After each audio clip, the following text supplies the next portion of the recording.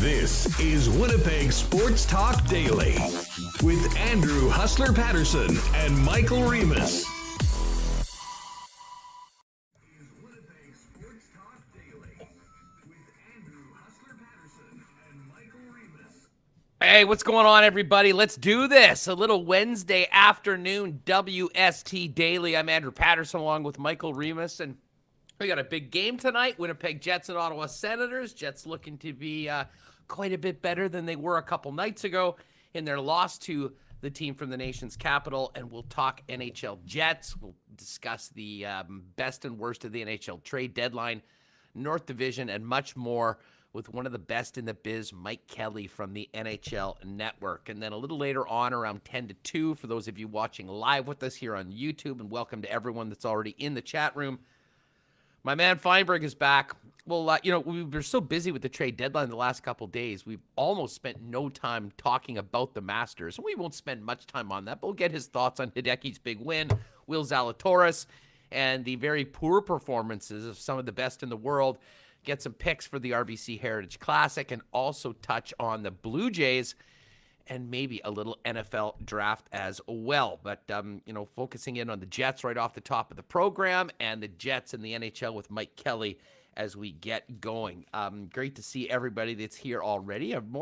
Remis, welcome into the program. More and more people arriving earlier and earlier every show. It's fantastic. If you're just popping in, you haven't before, make sure you hit that subscribe button. And while you're at it, hit the like as well. We always appreciate that. And we'll make sure that you know when we are going live every day here on Winnipeg Sports Talk Daily. Remo, what's up?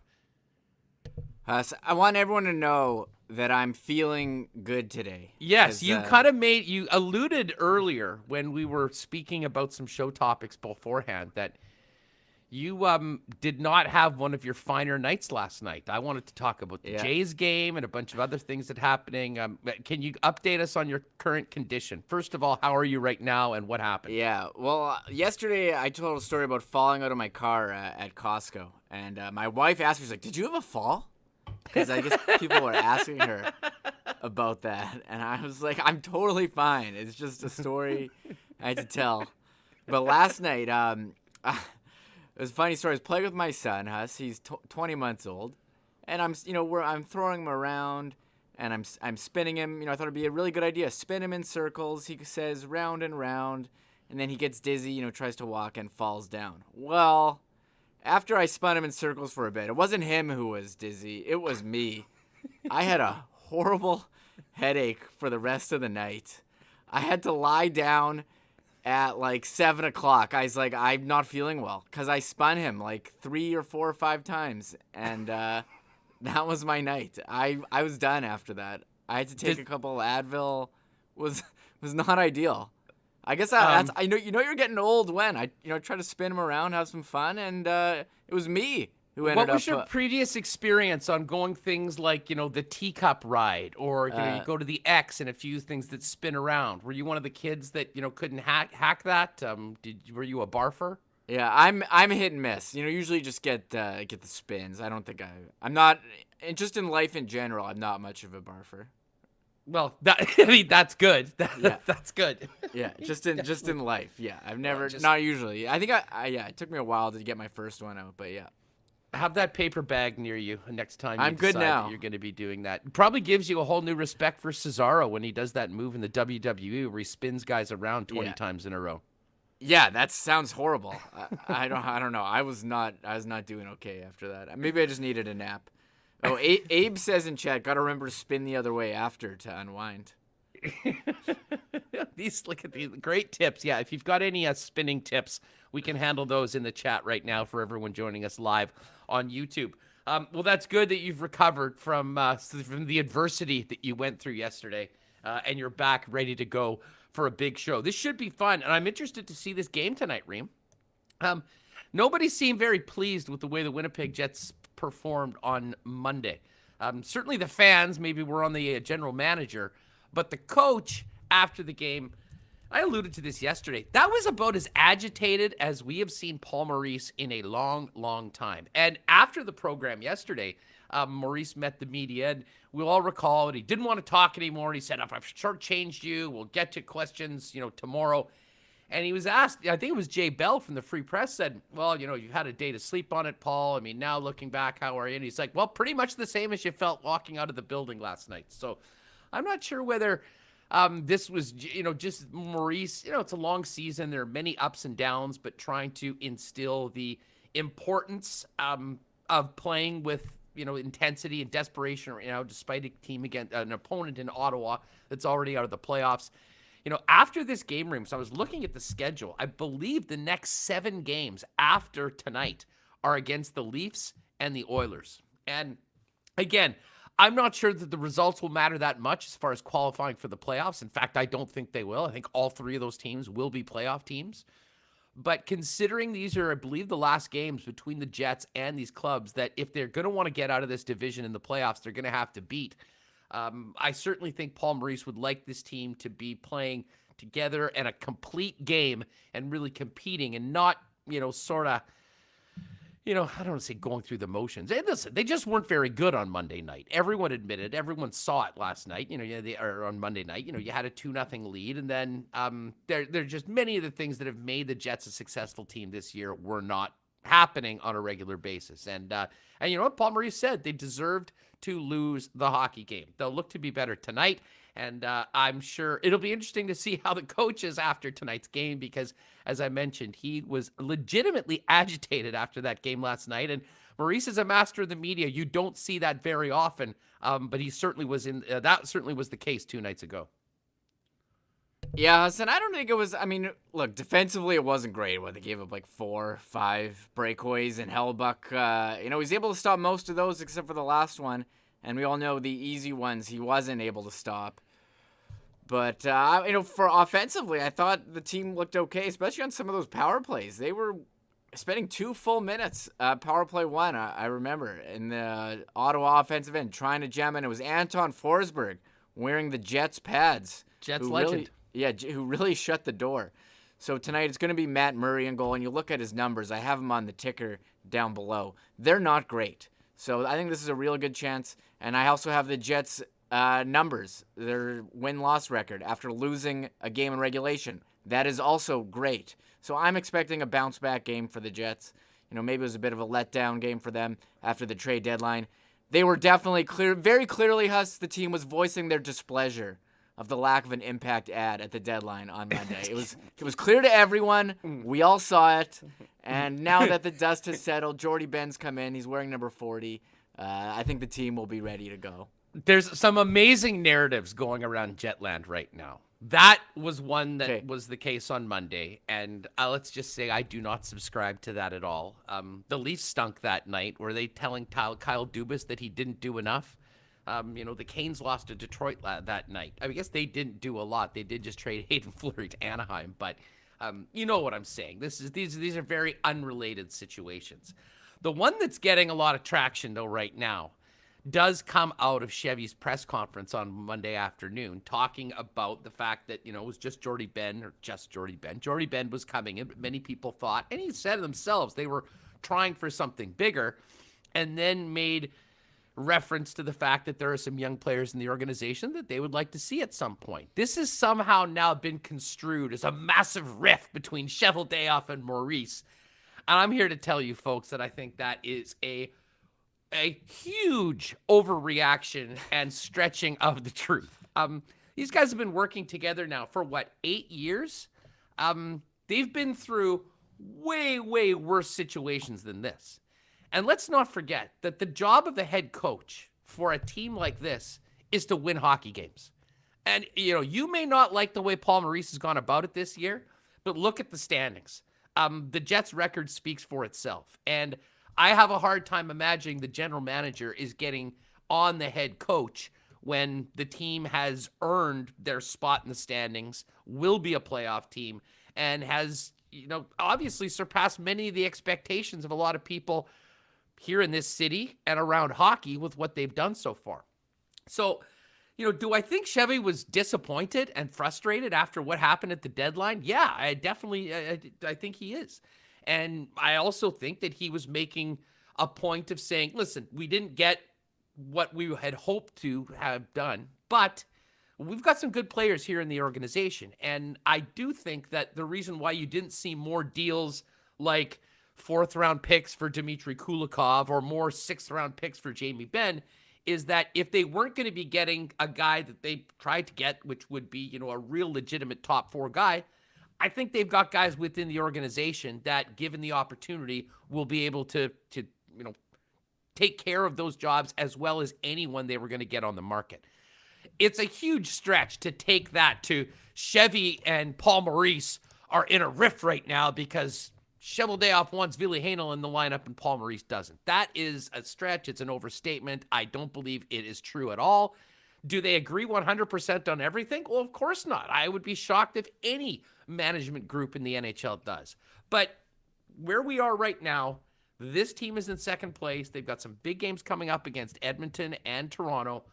I think that where they are in the standings will give them the opportunity maybe to rest a few guys and get some other players in.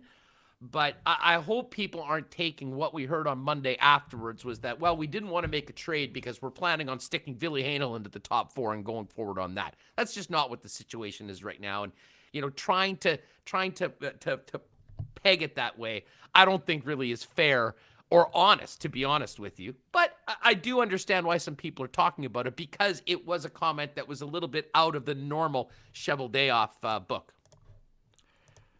I think there's a rift, Huss. They're feuding. It's pretty obvious. Everyone knows it. Cage match at WrestleMania Backlash. Cheveldayoff came out and said, we want to see Ville Heinola in the lineup. He can bring it.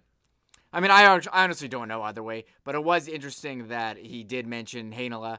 And, we spoke with Craig Button at the start of the season, and he thought that, from what he's seen, TSN head scout, that Heinola and Sandberg were ready. You look at how they're playing with the Moose. Heinola, he's healthy now. He's very strong. Was great in the World Juniors. You've seen guys with similar pedigrees come in and play well.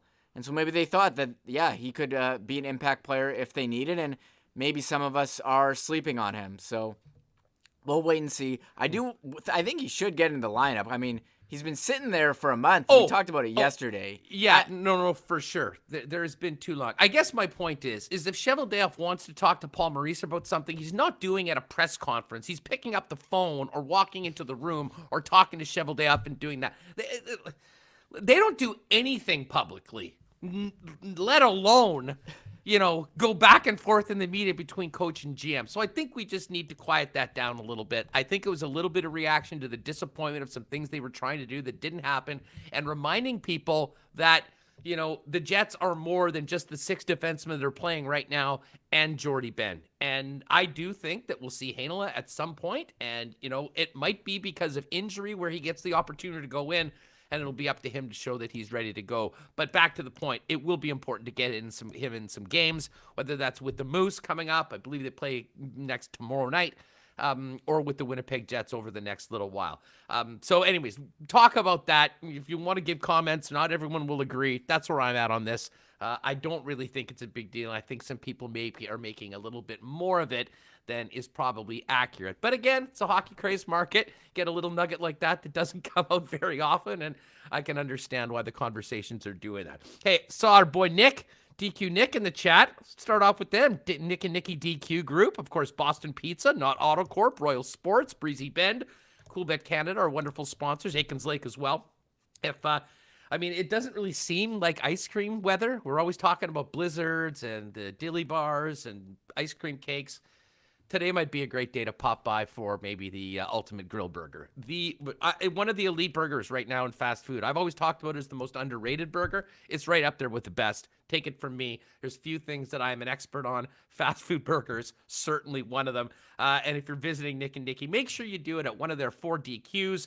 DQ Niverville, DQ Polo Park, DQ St. Anne's, and the flagship at DQ Northgate. That place is always rocking. And Royal Sports as well, 750 Pembina Highway. I was talking to the guys. I know, you might be thinking snowboarding right now. This will be finished in a couple days. So soccer season coming up, baseball. People want to get outside, get back in shape. They've got an expanded fitness department. And when it comes to merchandise, there is simply nowhere, maybe in Canada, that has the selection that Royal Sports does. So pop by, support our sponsors, Royal Sports, 750 Pembina Highway, 650 Rally and EK. And for you NFL fans, we'll talk NFL draft in a little bit with Fienberg. All 32 teams in draft caps. So if you're a real keener and you want to get your hands on that, they're pretty sweet this year. They'll have those going forward. So the way today's show is going to run, we've got Mike Kelly from NHL Network coming up in just a couple minutes. Mike, always one of our favorite guys to talk about. Does a really detailed analysis of teams, both from an analytical standpoint, but also one of the best in the biz when it comes to breaking down video.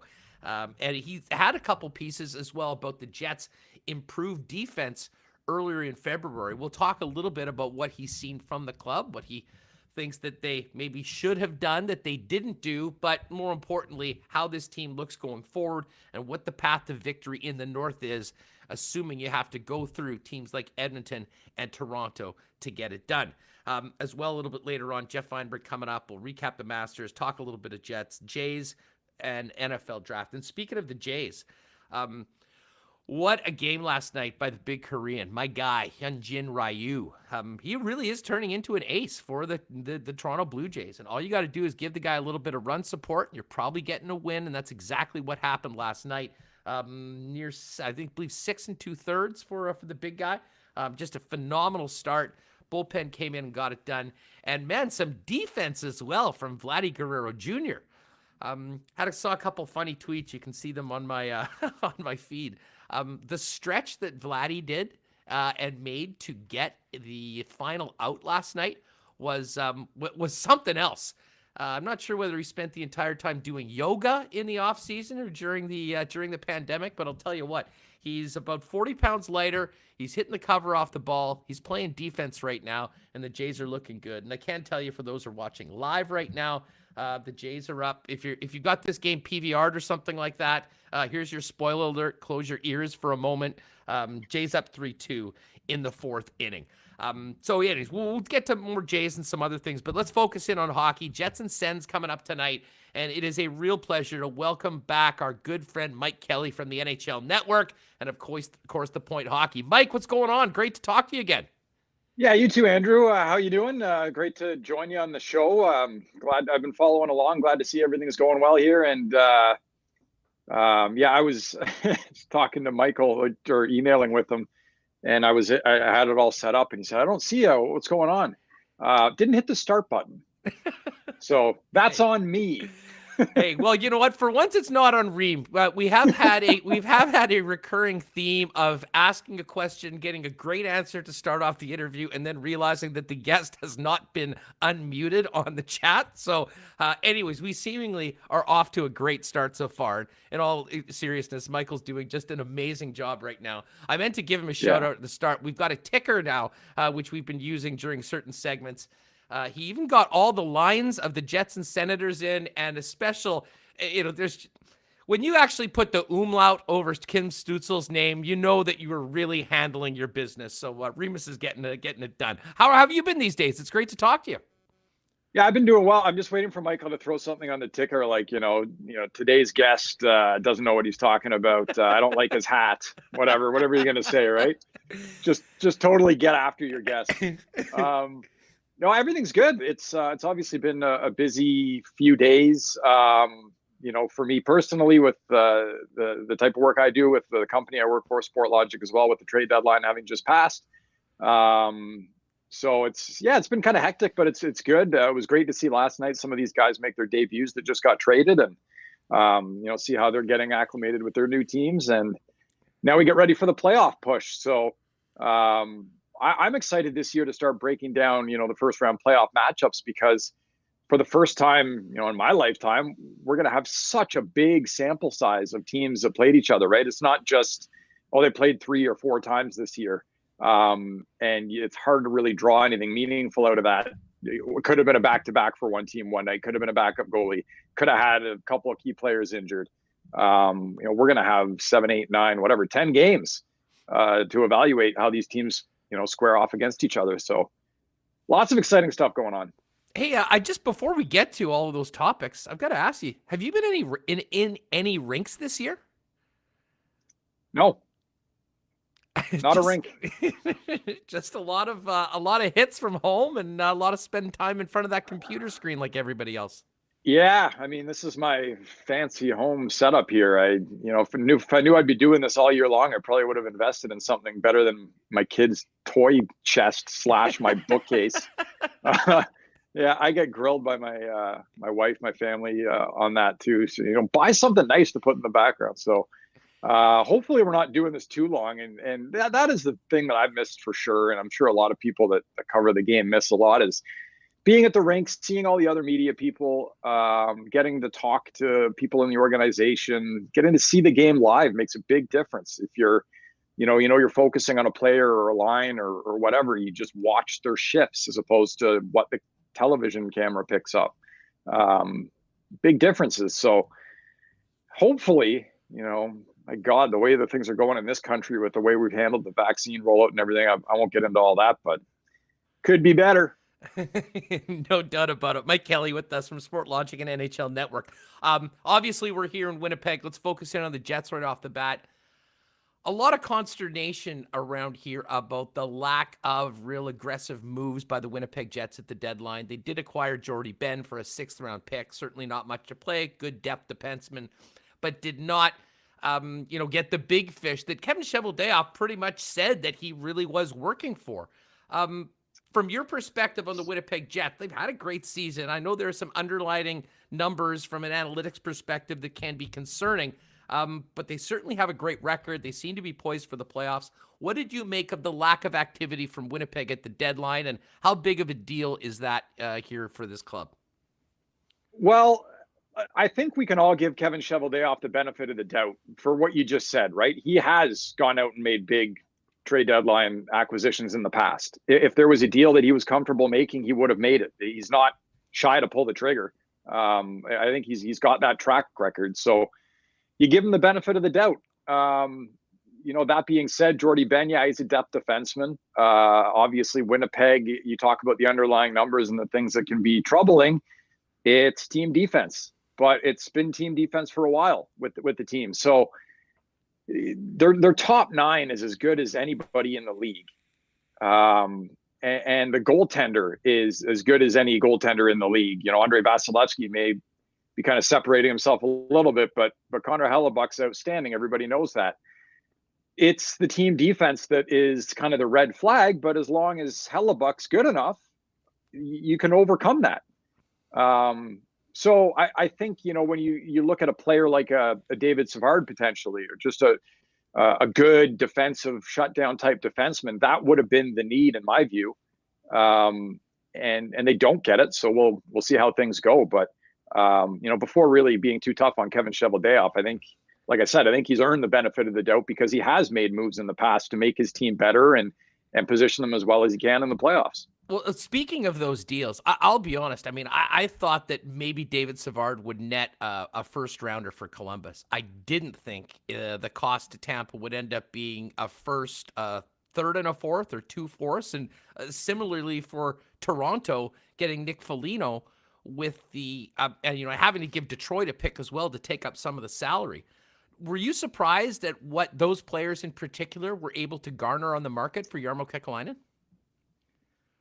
Not really, to be honest. I think it's supply and demand and the market value accordingly, right? It's which players are attracting the most offers. David Savard was a guy who was, I'm sure, and certainly should have been coveted by several teams.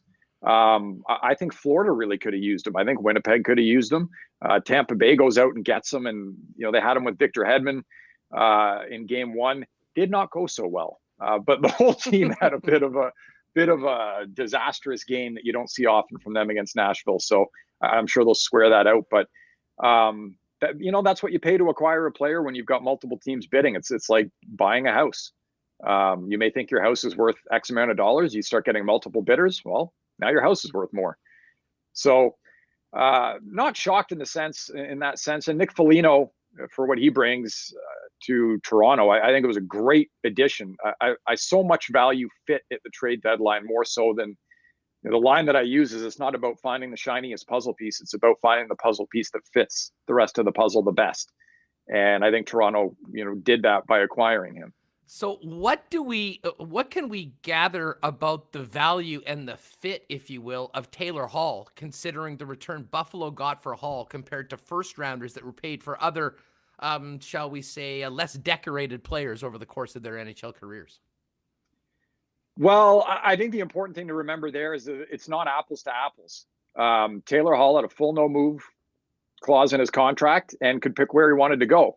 I don't know this. He very well could have said, I'll only go to Boston. He very well could have said, I will go to Boston one other team. That makes it a different game right off the hop than if you're dealing any other kind of player with no trade protection. So again, I think Taylor Hall, I don't think the fit would have been great with certain teams. He was rumored to go to the Islanders early on, and I didn't like that at all. And on the surface, you could say, well, Anders Lee's out, and I think at the time their leading goal scorer, and Taylor Hall's a left winger who can play on a first line. Gee, what a great fit. Well, that's not how the Islanders really play. Taylor Hall and Anders Lee are very different players. So they go out and get Kyle Palmieri and Travis Zajac, two players that I think complement the way they play and fit in that roster really well for that team. Boston as a second line winger, you put him with David Krejci, a very responsible, good two-way player. Craig Smith, a guy who can score goals, get open in the slot, be on the receiving end of some of these Taylor Hall rushes and passes. I think that's a good fit ultimately. So, but yeah, as far as the trade value, draft picks, what you get for certain players, there's a lot of context that is important that goes into that. And Taylor Hall's, full no move protection is certainly a big part of it. Just before we get back to the Jets and looking ahead, one more question on the deadline. It was the final deal that came through, and the one that was, from my perspective at least, the most surprising. Anthony Mantha going to Washington. Vrana, Panic, a first and a second rounder. Just what was your evaluation of that deal from both sides? A lot of people love what Yzerman did. I have a feeling Brian McClellan sure liked Anthony Mantha's first game and his look with the Caps. He was awesome last night, no question. And goal and an assist, a really good chance off the rush where he inside out to defenseman and almost tucks it home. But yeah, I think what you end up getting, so you've got cost certainty with Anthony Mantha, and I think that was important for Washington. Jacob Vrana is a pending restricted free agent with arbitration rights. He's making, I think, $3.35 a year. That number is going up. So you get for Washington cost certainty with Mantha having a few more years left on his deal. And I think ultimately what it boils down to is you end up giving up Vrana and the draft pick in order to get that cost certainty. And then to shed Richard Panik's deal, another draft pick also is kind of how I see that boiling down. Vrana, both players at times kind of fell out of favor with their teams. Both have been benched, healthy scratch this season. Vrana certainly, drawing a little bit of the ire of Peter Laviolette a little bit. But he's you go back and look at the last few years, he's, I believe, 13th in the league in even strength goals.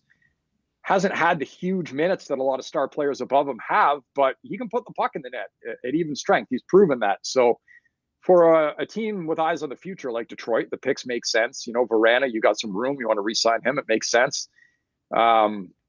And then, Mantha in Washington, they're a big physical team. They've got speed. They can score. He does all those things. So it's early returns. Looks like a great fit with Backstrom and Oshie on that second line. Chatting with Mike Kelly of NHL Network here on Winnipeg Sports Talk Daily. Jets are taking on the Sens. They, like many teams, Leafs, Canes, did not look very good on Monday night. Paul Maurice wasn't very happy, and they'll get back at it tonight. But looking at this team now with the addition of Jordy Ben, with the likes of Ville Heinola and Dylan Samberg in the mix if need be, can the Jet defend, or I guess as a team, and I know you had an interesting video on your Twitter in early February about the Jets forwards stepping up, back checking, playing more team defense right now. When you look at this team, what's the path to victory in the North Division for the Winnipeg Jets? What are the things that this team needs to do as a team if they want to get past Edmonton and potentially Toronto and move on to the Final Four? Yeah, I think you touched on a really good point there, which is the commitment to overall team defense. Because, again, I think if you look at the team, the forward group is so strong. You love the third line, right? They're one of the best third lines in the league when the team's fully healthy and they've got their lines the way they want them. So you love the skill and the depth of the forward group. The goaltender, we know, we don't need to get into that. It's the back end, the chances the team this allows. Like if you look at just a few things defensively this year at even strength with Winnipeg, expected goals against, they're 26th, bottom 10 in the amount of slot shots they allow.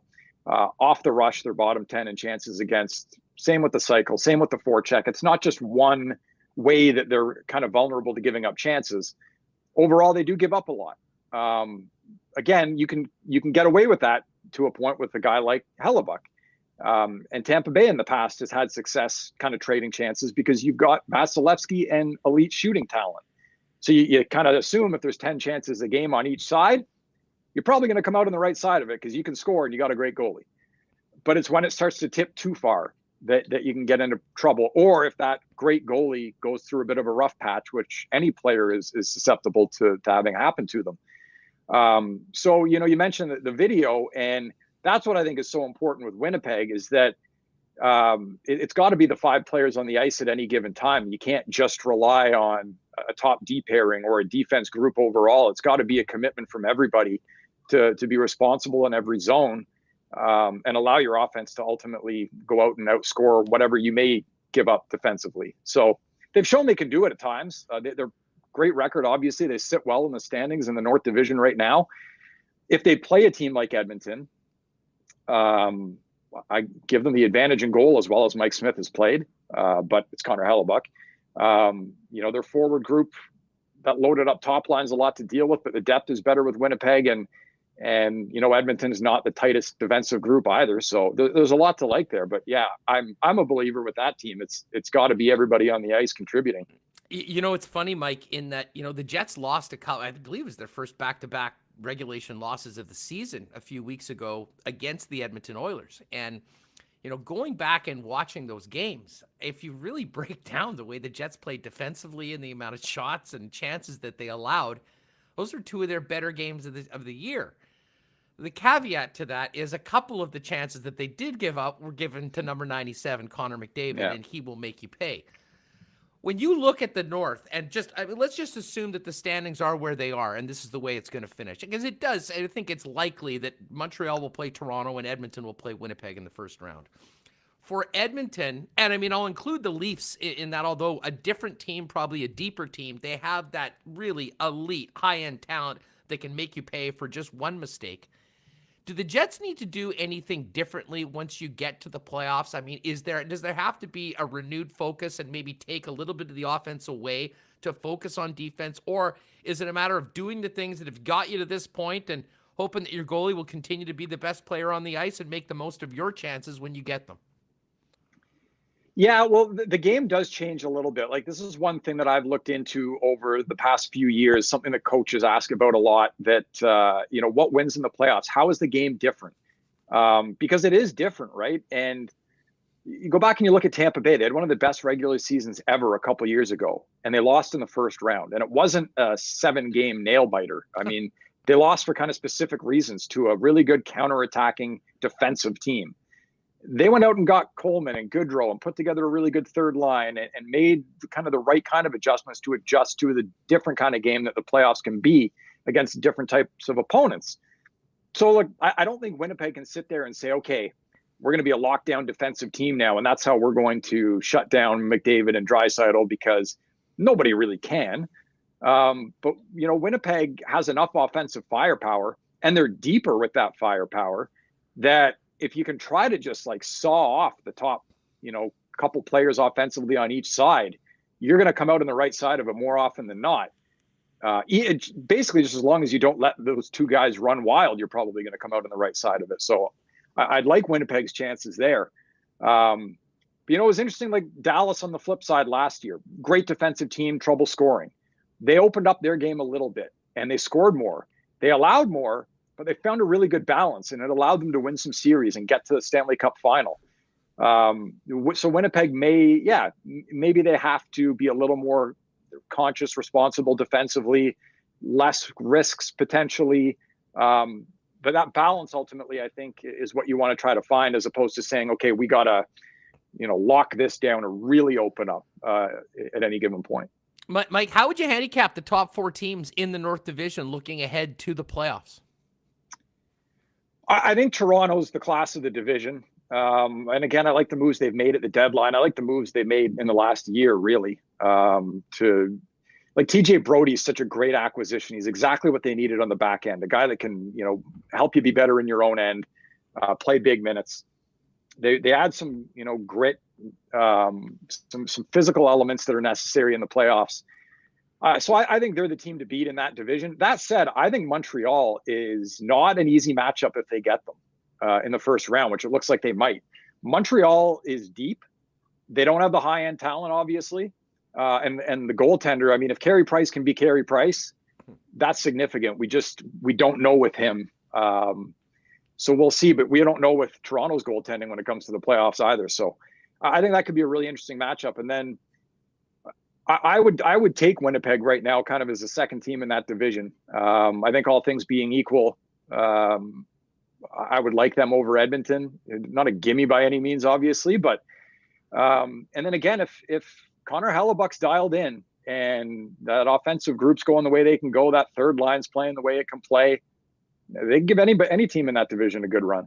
You know what's funny? Just one more thing on the Jets. And we talked so much about the top 9, and there was plenty of consternation when Jansen Harkins was out of the lineup, Christian Vesalainen wasn't playing, and you had a fourth line of Matthew Perreault along with Nate Thompson and Trevor Lewis. And people have kind of dogged Thompson particularly for being a guy that, was always on the wrong end of the shot totals. The Jets' fourth line has been about as reliable as any fourth line, I think, that has been playing under Paul Maurice over the course of the last 8 years. I don't know how many people expected that, but we've seen in the ice time that they've been given, when they have been deployed, game situations like that there's more trust there, and that can't be a bad thing going into the postseason. No, that's a great point you bring up. I was looking at this maybe a week or so ago, but just Thompson and Lewis when they're on the ice at 5-on-5 and what the results have been. I think at the time it was like 1 goal against in a ton of minutes. I mean, they're not a weakness by any means. There's no doubt about that.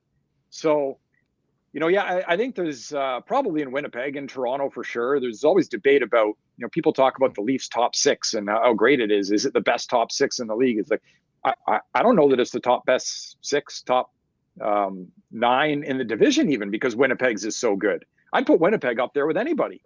I agree with you for sure. The fourth line, definitely not a weakness. So that's a good forward group. I just think no matter kind of how it goes, you're going to get so much high-end talent when you think about a potential Winnipeg-Edmonton series. Just watching all these superstars on the ice at the same time in a playoff series, how much fun would it be to have fans in the stands? It's the only thing missing. Well, even these games this year, I mean, and I don't know whether it's because everyone's been locked up and, that there's nothing else to do, but it seems like the games, at least from, my friends, people that I'd normally be seeing at the bar watching the game that are all at their home doing the exact same thing, maybe obsessing over it a little bit more. And then, of course, you add in all the Canadian content and it ratchets it up a couple levels. But yeah, I mean, the one thing is missing is the fans, and we'll really be feeling that come playoff time. One more question on the North Division, because we're focusing obviously on these 4 teams that are going to be playing. What happened to the Calgary Flames this year, Mike? What interests me a lot is think about a couple of years ago when they won the West. I think they had 107 points. They were the top seed, right? Yeah. And they lost in the first round to Colorado. Johnny Gaudreau, Backlund, Tkachuk, Giordano, Mangiapane, Monahan, core guys, they're all still there. That team looks so different than this team. Markstrom, very talented goalie. He's not having a great year, but they play a very different way than they did when they were successful that year. And, I think that they went into that playoff series against Colorado. The Avalanche beat them in 5. They absolutely torched them in the transition game. Colorado's speed was way too much to handle. Calgary couldn't get anything done with their transition game, which was a big part of their success that year. They were a top 5 team off the rush, scored a lot of goals. I think that spooked them a bit because the next year they started dumping and chasing a little more, playing a little more reserved in their transition game. It took some of the offense away. Now, obviously, there's been some roster turnover and things like that. Coaches, Daryl Sutter's there now, etc. But they're a team now that really dumps pucks more than they used to, doesn't create nearly as much off the rush, does not score as much as a result. I think defensively, they've actually been okay since Sutter took over for the most part. The goaltending, surprisingly, has been what's hamstrung them a little bit, but they play a lot more conservative, I guess, than they used to when they were having more success with a lot of the same players. So I don't know if the way that they play is best suited to the roster that they have. And I think there's a bit of a gap between what they want to be and what they have to accomplish that. I didn't expect them to fall off the way that they have this season.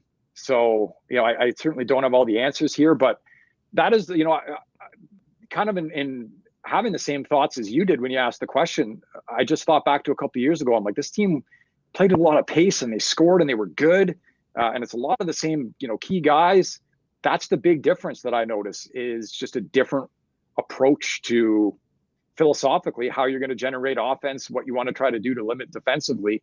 And again, it ends up being a balancing act. Are we taking away some offense to be better defensively? Sure. Are we coming out on the right side of that though by playing this way? It hasn't been good enough this year. The Flames are fascinating for a couple reasons. I mean, you mentioned the fact that they have had this core going back. And I mean, the expectations in Calgary, I mean, they rolled the Avalanche in the first game of that playoff series, and people were already thinking like, holy smokes, this could be a really special run. They did not win another game that playoffs, and it's sort of been downhill ever since. Listen, I know you got to run, Mike. One more question for you. It is of interest here in Winnipeg. People still love Patrik Laine here. He'll always be a special player to the people in Winnipeg. And we did see a glimpse of that superstar that we enjoyed so much here in Winnipeg with that Mario Lemieux-like goal. Remis had the best joke yesterday. Well, they always said they wanted Laine to be a 200-foot player. There you go. He literally went the full 200 feet to score. But I know you paid attention to that situation. What do you make of what's happened to Laine since he got to Columbus? And what can we hope for? If you're a fan of Patrik Laine, what needs to happen to get him back to being the guy that brought everyone out of the seats in Winnipeg for all that time? Yeah, my thought with him has always been like when he's moving his feet, he's so dangerous. And he scores, we all know how he scores in the power play, a ton of goals, left circle, right with the shot. When he scores at even strength, it's oftentimes off the rush. He scored about a third of his goals in his career at even strength off the rush. We saw him go end to end. When he gets moving, he's a tough guy to stop. He's got good hands. He can beat defensemen. We saw that on that play. And obviously he can finish. He's got a great shot. Even if he's not going right in on the goalie and deking, he can shoot it from around the hash marks and give a lot of goalies a lot of problems. So, this season, break his goals down. They've been scored on the power play in the left circle, and they've been scored off the rush almost exclusively. So when he's engaged, moving his feet, not standing around in the offensive zone at even strength, waiting for guys to get pucks to him, but getting a little more engaged lower, he's often the high forward. I'm not talking about him, going and forechecking and trying to be this Tasmanian devil or anything, but moving a little bit more, to when you're in zone to try to generate offense from better areas. And then certainly moving your feet a little bit more out of the defensive zone through the neutral zone. because he's so hard to handle off the rush, and he's got such a great shot, and he can beat defensemen.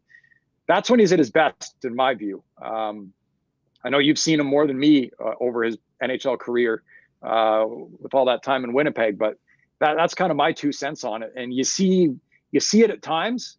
I'm sure the guys that coach him want to see it more and all the time, because, man, he is such a weapon when he gets going. No doubt about it. Mike, a lot of love for your visit here on Winnipeg Sports Talk in the chat. Patrolman Pete, great talk with Mike Kelly. I love this dude. So we really do appreciate it. You have such a unique insight, and the work you do is great. With Point Hockey, Sport Logic, of course, NHL Network. Hopefully we can maybe get you back before the playoffs and talk a little bit about the matchups once we know what's happening in the North Division for sure. Yeah, thanks a lot. That'd be awesome. It was great hanging out with you again. I always love chatting with you guys, and love seeing what you guys are doing now. So you just let me know, and we'll do it up again. Awesome, Mike. Thanks so much for doing this. Have a great one and enjoy the games tonight. Okay, thanks. You too. There he is, Mike Kelly. Follow him on Twitter if you haven't already, at Mike Kelly NHL. And if you want to go back to Mike's feed in early February, he has a couple interesting clips of a Jet game against the Calgary Flames, where he focused in on what the team was doing to be better defensively. But it wasn't as much about the defense. It was about the 5-man unit playing defense that way. And, he's got a really unique way of analysis. But the video work that Mike does is elite, and it's right up there with the best in the biz. And very great to have him on the program. Let's get Remis back in here. We'll have Fienberg popping in probably about 5 minutes or so. We'll get to a little bit more Jets talk. Remo, interesting stuff from Mike there. Mike, as I mentioned, certainly has an analytics background, but to me, he's maybe the best in the biz with combining analytics with game action, merging it in and teaching people through video. And his thoughts on the Jets, I think, are shared by many in that, yes, does their blue line match up, 1-for-1 on paper with some of the others that they'll have to go through? Maybe not.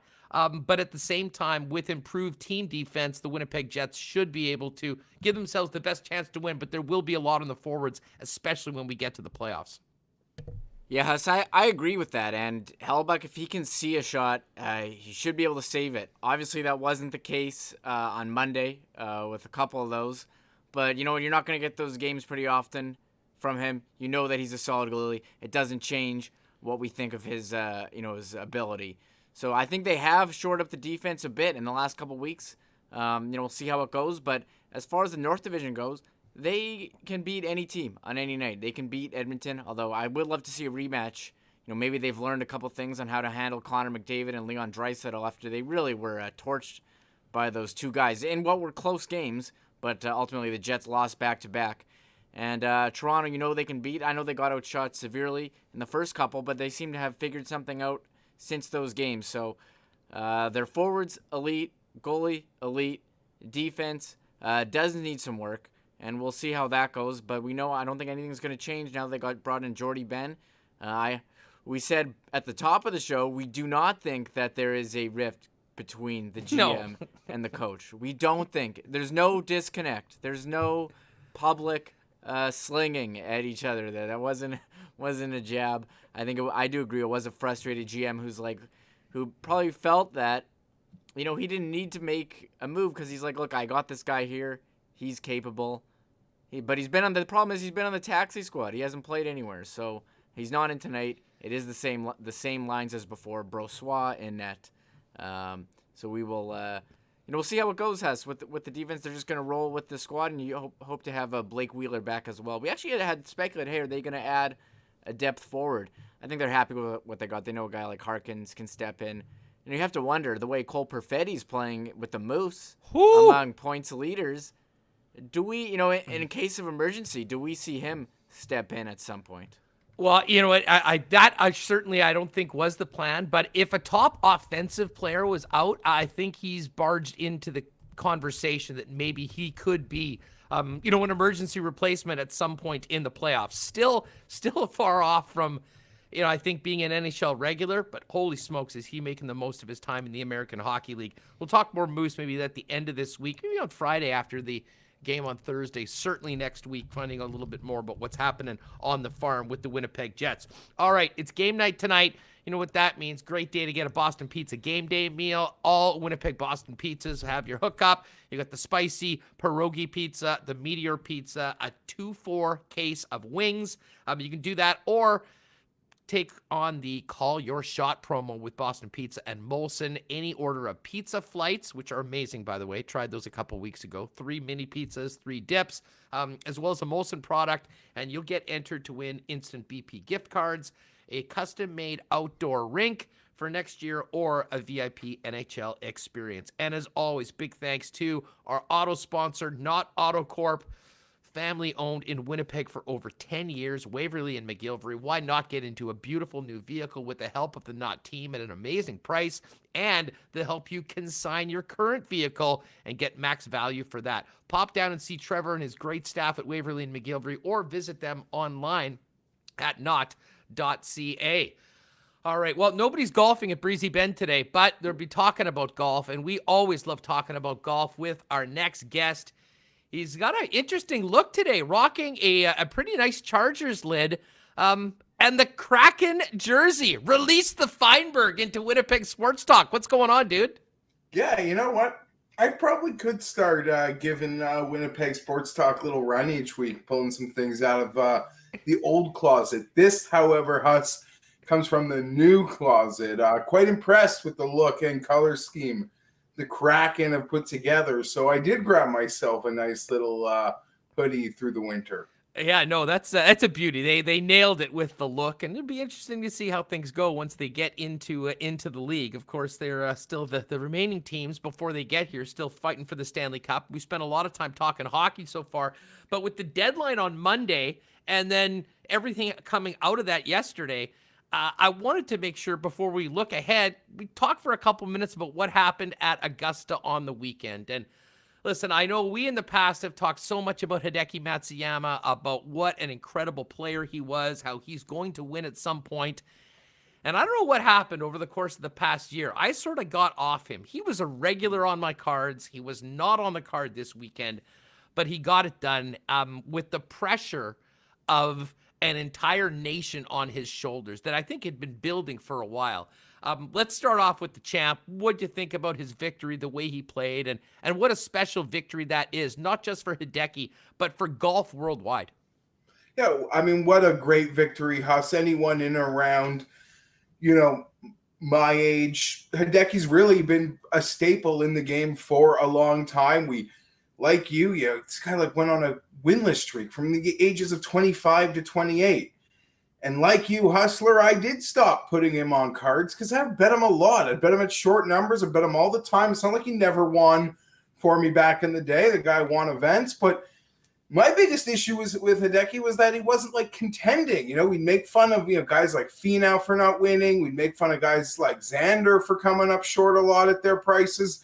Finau he was in like that 40, 50 to 1 range consistently, but he never took you to Sunday.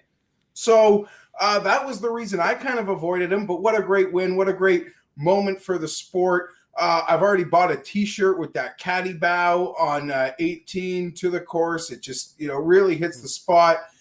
You always sort of cheer for a guy on Sunday at the Masters once the bets are, dead, Huss, that you want to grow old with. And growing old with Hideki seems great, and it's great for the sport. The American golf audience probably can't, in many ways, they understand the growth and they can relate to it in that sense. But I think even here in Canada, Hustler, when I hear that there are people very close to the game that project this to be $1 billion victory for Hideki Matsuyama, that makes perfect sense to me. I mean, look at literally the life. I don't want to say lifeline, the life off the golf course that Mike Weir's been able to live off a Masters victory, whether it be those sorts of investments, things that come from not even the sponsorships, the wineries, everything. And we're Canada. We got as many people that this is the Asian market. So what an amazing moment. People are the ratings, yada, yada, yada, the Masters, this is great. No. Sure, for maybe in a nutshell, it was a boring Sunday. It wasn't really as dramatic outside of a couple moments. But for the Masters are a brand.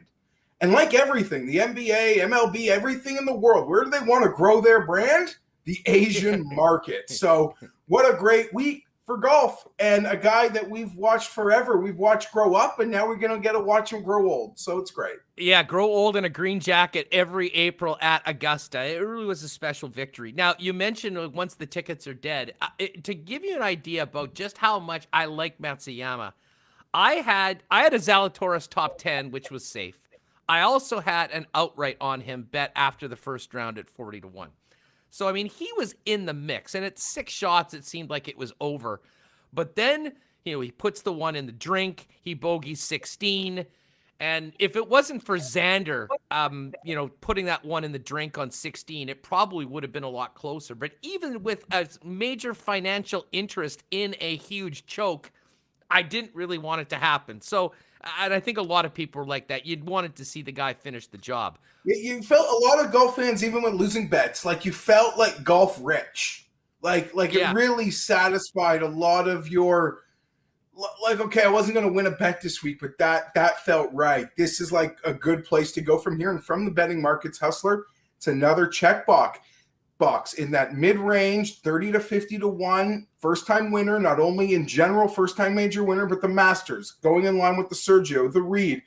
We had the big Willett numbers, but that went off at 66. The Bubba first victory at like 70. So in our sort of compact time here, Huss, we are seeing the Masters be able to cash nice mid-range tickets for first-time major champions, and let's try to remember that in a year when we're just all goo gaga for those guys at the top. Yeah, well, the guys at the top really stunk. I mean, DJ didn't make the cut, Rory didn't make the cut, which maybe wasn't that surprising. We spoke about that beforehand, but let's talk about 2 guys that were in it on Sunday. What were your takeaways from Will Zalatoris' first Masters and Xander Schauffele's comeback and then unfortunate collapse on 16? Yeah, I mean, with Will Zalatoris, Hustler, it starts with the fact that I don't even think like big golf fans realize the accomplishment in just making the tournament. Literally getting into the Masters field on official world golf rankings when you aren't a full-time PGA Tour member, when you've got, compared to the rest of that field, the healthy part of it, like the consortium of starts that you don't have compared to them. He didn't win an event. There are ways into the Masters. I'm not, Michael Thompson, a great maybe long shot this week. People like, he got to win an event in Minnesota. You get that ticket into the Masters. Do people even realize Will Zalatoris is not accumulating FedEx Cup points at the moment, Hustler? He is not a card-carrying member of the PGA Tour. He's already got some, like, race to Dubai points. They're giving him points on the European Tour based on the Masters, and he's not getting FedEx Cup points. How he qualified for it is literally insane. The fact that he almost won, I said it on the podcast, Hideki had to get himself out of trouble a lot, and his scrambling might have been the reason that he won and protected the score. And if that Masters had to go another 1 minute like a hockey game or a basketball game, he might not have won, right? Like, he did not have another hole in him probably. But Xander, we saw out of position a ton. Spieth, making Spieth magic from out of position a ton.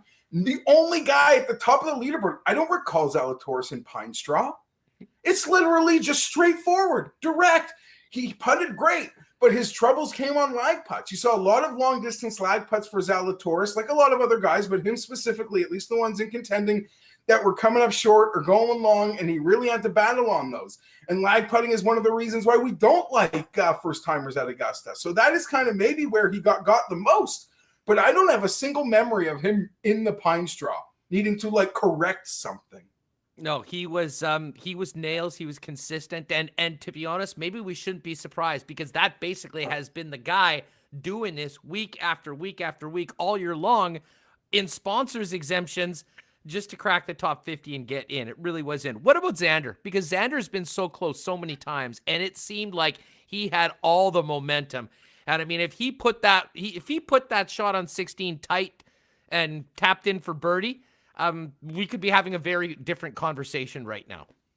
Yeah, entirely. For Xander, it's another, I don't want to even call it a learning experience. I don't know if you saw his like post-round interview. He was And you get a guy just off his Sunday round at the Masters where he has that finish. He is sort of like computing what it means in his head. And the first thing out of his head is like, I don't know, I came in second place again. But you guys might think I can't do it. But my team, we know differently. Like I don't know, like he verbalized it. I don't know, man. The guy is too good not to make it happen. In the same way like Finau, except he gets a little more leeway because there are East Lake wins. There are Tournament of Champions wins. There are some nice wins on the resume.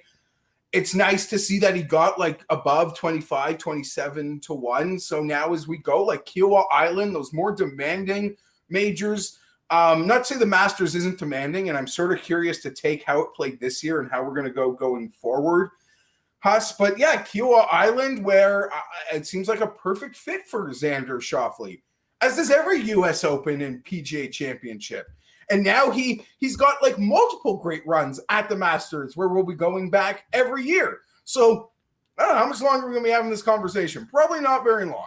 Yeah, no doubt. Geoff Fienberg with us here on Winnipeg Sports Talk Daily, wrapping the Masters. And now we look ahead to the RBC Heritage Classic. What stood out to me right off the bat, firing up Coolbet, looking at the odds, was the players playing the week after the Masters. When was the last time we had a world number one defending champion? I mean, DJ, Simpson, Cantlay, Morikawa, Berger, Fitz, Hatton, Casey, Cam Smith, Zalatoris, Answer. This is about as top-heavy a leaderboard as I can remember the week after a Masters ever. Yeah, it's a great field. Maybe DJ, that whole RBC association, brings him along and makes him suck it up a week after the Masters. Webb Simpson, defending champ. We got to catch at a big number last year, but it wasn't the week after Masters. It was the second event out of COVID. You're absolutely right, Huss. And this is the one thing I'm trying to tell people about this week. You see events that have such a great history of rewarding like super bombs. Wesley Bryan, Cody Hara. There's some big numbers that have really cashed here in recent memory. And I think I'm even like skipping a couple off the top of my head. Brendan Grace. Point is, with such a strong field, I'm not really looking to attack that deep area like I normally am not anyway, but that's where a lot of people are talking like, no, look what this event does. I think there's tremendous value in that 30 to 60 to 1 range. There's so many guys in that range that I'd love to be wagering. So while the long shots historically show up here, I think the strong field is going to give us another win. Not to say just like last week, but every time these guys get together, good fields, it's like 20 to 50, 60 to 1. Like there's no real reason to shop elsewhere. Yeah, you mentioned one guy. I did make one bomb bet, and that was Brandon Grace that you mentioned. And I think he's had a bit of a resurgence this year. He is a former winner of this event, and it's 79 to 1. It seemed like, it was worth putting a little sprinkle on it. Two guys that I started off the card with, Daniel Berger at 22 to 1. And to be honest, I could not put Zalatoris back on the card this weekend. I mean, the way that he is playing, the zone that he is in, and the fact that he's done this week after week after week, he certainly knows that he can play with these guys, and it seems like a win is about to happen. So maybe it was the FOMO, the fear of missing out, but Willie Z is definitely on the card. Thoughts on Berger and Zalatoris before we get to who you stocked your picks with? Yeah, so I did bet Berger. Guys win this thing out of miscuts at the Masters. That is a consistent. Looking back on it, Hustler, my Masters pre-tournament card was really bad. One of the mistakes I made was Daniel Berger. In hindsight now, we're now in another Masters. I don't think he's ever broken 70 there. So it's something I've got to pay attention to and not lose sight of maybe going forward. His ball striking remains absolutely elite. Like you go back even 100 rounds, there are not more than 5 players on this field who strike the ball better than Berger. He won at Colonial, which is a comp course. He's got a bunch of couple top 10s at other Pete Dye tracks. So I'm really in on Berger this week off the miscut. Will Zalatoris, this is going to be really embarrassing if he wins. I recorded a video picking him, and then I didn't send it in. I didn't make the bet yet, and I scrapped it. I got all in my head, Hustler, that just like a couple of weeks ago, how I was like, well, the book's like, no, Cameron Tringale is going to play great. He's 30 to 1. This doesn't make any sense. No. Did he win? No. Did he play great? Did he give people who bet him some nights getting excited when they went to bed? Yes. I almost now feel the complete opposite of this Will Zalatoris line. If the books thought he could win this week, he would be down there with Daniel Berger. And that's probably where I would have priced him on Sunday night if you asked me to record and talk about what I think the odds are going to be. Guys have played great here at a great Masters. Cantley was third here off a top 3 or 4 at the Masters a couple of weeks ago. I don't know. Just that dot, I get what, and I back what you're doing, and I back your balls to do it, because you're saying to yourself, this is an outright bet. I'm not betting a top 5. I'm not betting a top 20. I'm not betting top anything. Well, I'm confident he will play well, and if I want to bet him top 20, get that. If he comes in dead last or he comes in second place, I get the exact same thing. Picking a winner is very hard. I'm going to pick a guy who's playing amazing, who's playing with no fear, who's young, and you're just expecting to ride that wave through the weekend. So the logic there as to why you bet him makes sense, and the logic on the other side of, a really exhausting mental weekend, physically grinding. Maybe there's at least a 2-day come down, a couple moments this week that prevent him from winning. Who else did you top out the card on outside of Daniel Berger? So I have bet Abraham Answer Hustler, who has done just about everything at Pete Dye courses. It's hard to play any better than him. His last 6 results there: T8 at the Travelers, 2nd at the Amex in 2000, 2nd at this event in 2000, 11th at the Travelers, 5 at the Amex this year, 22nd at the Players. And he should have won his pod and beaten Billy Horschel in the first round at another Pete Dye course in Austin and won that thing, because he played amazing for 2 days and 3 quarters. So I'm not dead with Abe Answer yet. And it's Abe Answer, Kevin Kisner, Pete Dye track. One's 33-1, one's 66-1. I like them both. And Sergio Garcia, who I almost bet to win the Masters. And there's a lot of guys in this mid-range who I think there's tremendous value on. Be it a Siwoo Kim, be it a Fleetwood, be it a Shane Lowry, be it Chris Kirk. It's really hard to pick it down. But last year, Sergio here, Huss, he was first in the field in strokes gained tee to green. He was 70th in putting and finished 5th.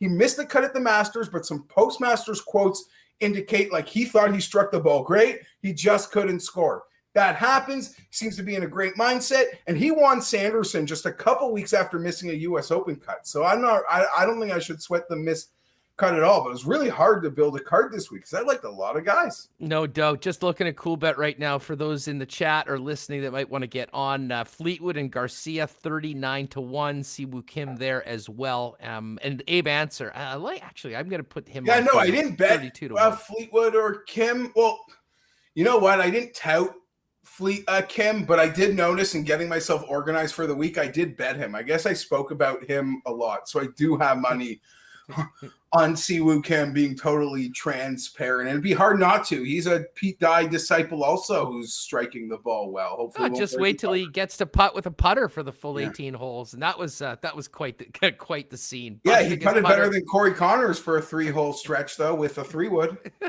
He did. Didn't get any bogeys the whole time. Hey, you're a big Jays guy. What's the vibe around... listen, I know no one's going out or getting together with anybody around where you're at right now, but how are you feeling about the Jays at this early point in the season? It's totally snake bitten, right, Huss? I'm looking at the score and, oh, nice. They're trying to put up a rally. Love to get today's game. No Springer. Merriweather just went on the DL. Teoscar's gone down. I don't know. It feels weird, but we are seeing it's almost like if Vladdy plays to this level, Huss, though, it's like the season's a success. I'm not expecting anything major, but what's really important to realistic Jays fans this year is we want to see exactly where we are. If we know exactly where we are in the program, in the process, there's the trade, there's the organizational depth to make the trade and the financial wherewithal to add to this team. But we need to know where we stand, and that's what makes this season so crucial. Man, what a start last night by the big Korean, eh? Ryu, he has been everything that they hoped that they would get when they signed him to that deal so far. And you add in some other younger pitchers, hopefully get Nate Pearson healthy and go forward. I mean, I think there's a legitimate reason to be excited about this Jays team in a far different realm of reality than maybe people had in the last couple of years with the exciting young players getting their feet wet as major leaguers. Yeah, 100%. The arrow is going up. You know, if they can hold their own, the financial wherewithal will be there for them to maybe pay for a rental pitcher down the stretch, Hustler. I'm not really worried about that. I really do think they want to see what they have organizationally before they make those big commitments to supplement Ryu in the pitching staff. But he's done everything they've asked. Every time he takes the ball, he gives this team a chance to win, and it's great, and it's enjoyable. And the rest of the days, you almost just really cross your fingers and hope we can hold on and find a way. But I'm entertained watching the team. No doubt. And the back end, we mentioned Merriweather, and it is unfortunate. I guess, if you're going to have a guy go on the DL for something like a hip is a lot better than an elbow or a shoulder on a pitcher. But I got to tell you, you talk to Jays fans that maybe hadn't been paying attention to spring training and, okay, the season starts, let's see what the squad is. Those triple-digit numbers on the gun got people all fired up. And, man, it seems like he basically was what they were hoping to get in Kirby Yates. And yet it wasn't Yates. It was Merriweather that was doing that to start the season. Yeah, amazing. And even a lot of Jays fans don't realize he was their return on Josh Donaldson. Was he not? So It's a little...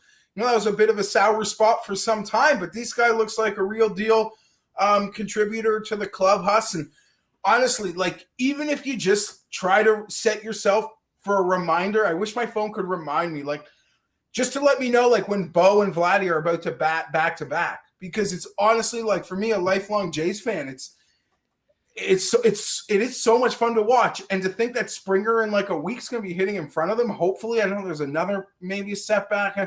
It's a little bit of a disappointing and a downer, but yeah, I'm super excited, and it's painful to not be able to drive 15 minutes to watch this team this summer, because I'd be down there ready to support them.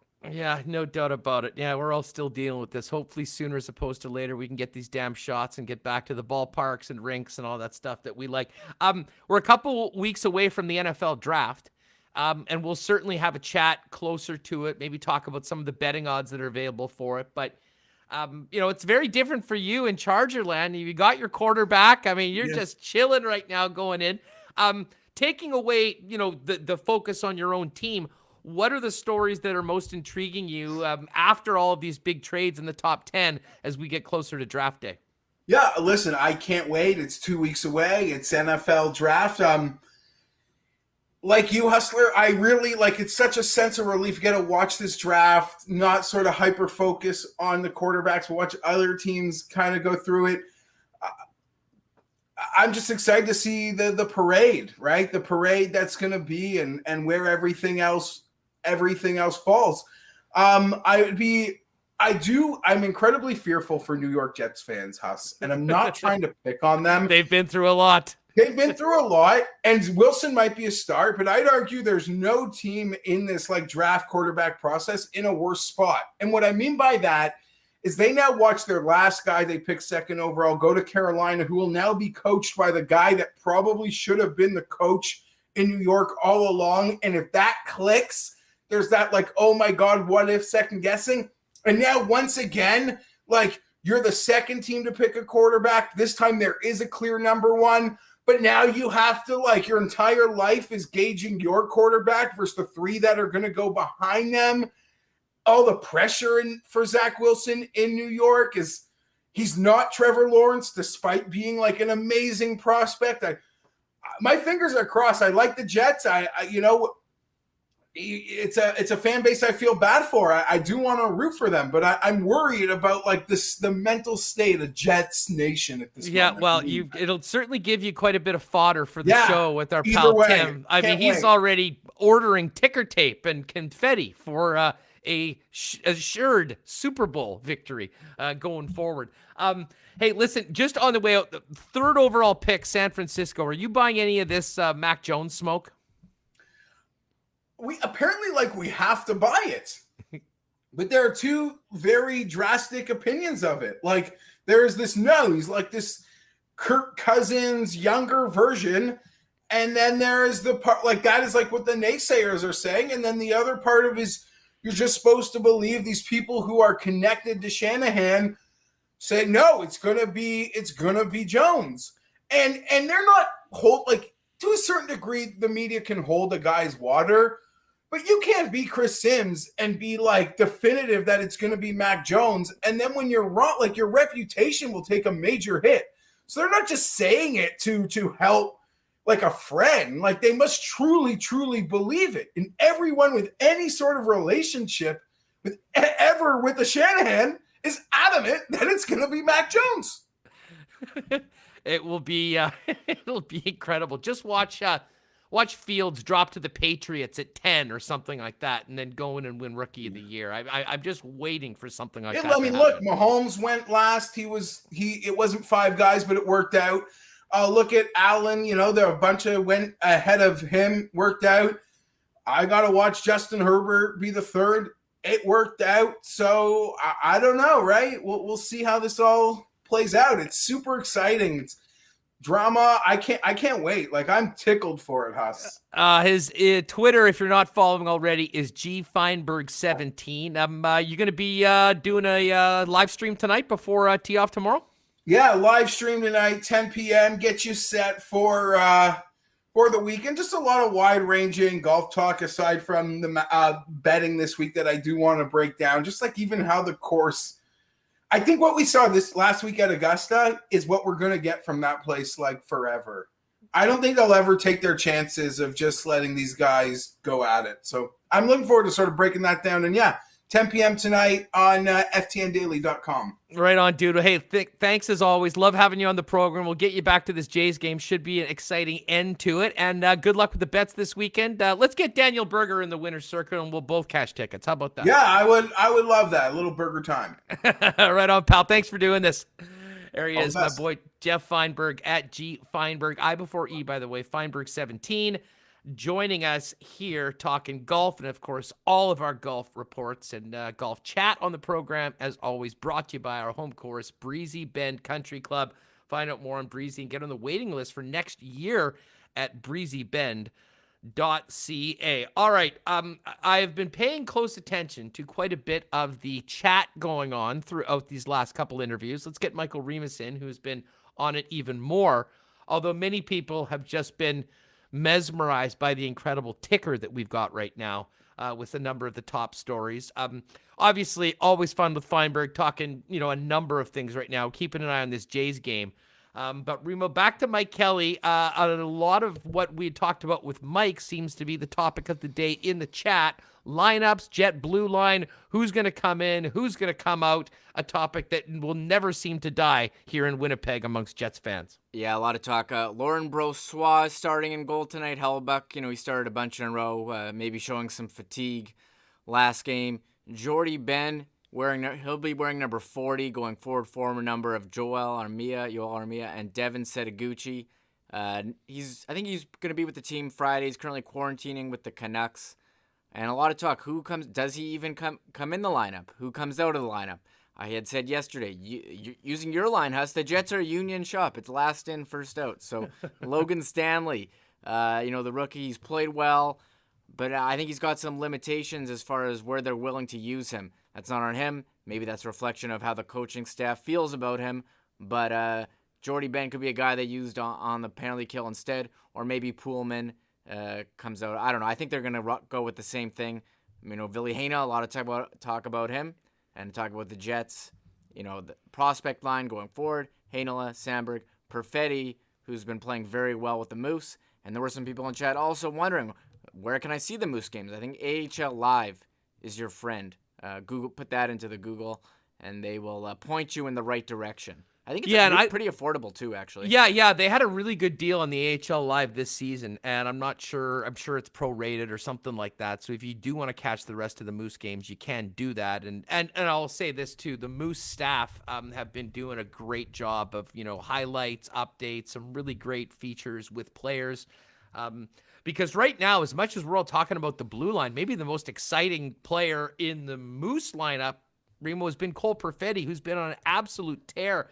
Had 2 goals and an assist in his last game. And I don't know whether it was talking to Craig Button or who it was, but said that this is a perfect example of a player that is benefiting in a huge way by the situation and being allowed to play in the American Hockey League this year, as opposed to playing against kids in the OHL.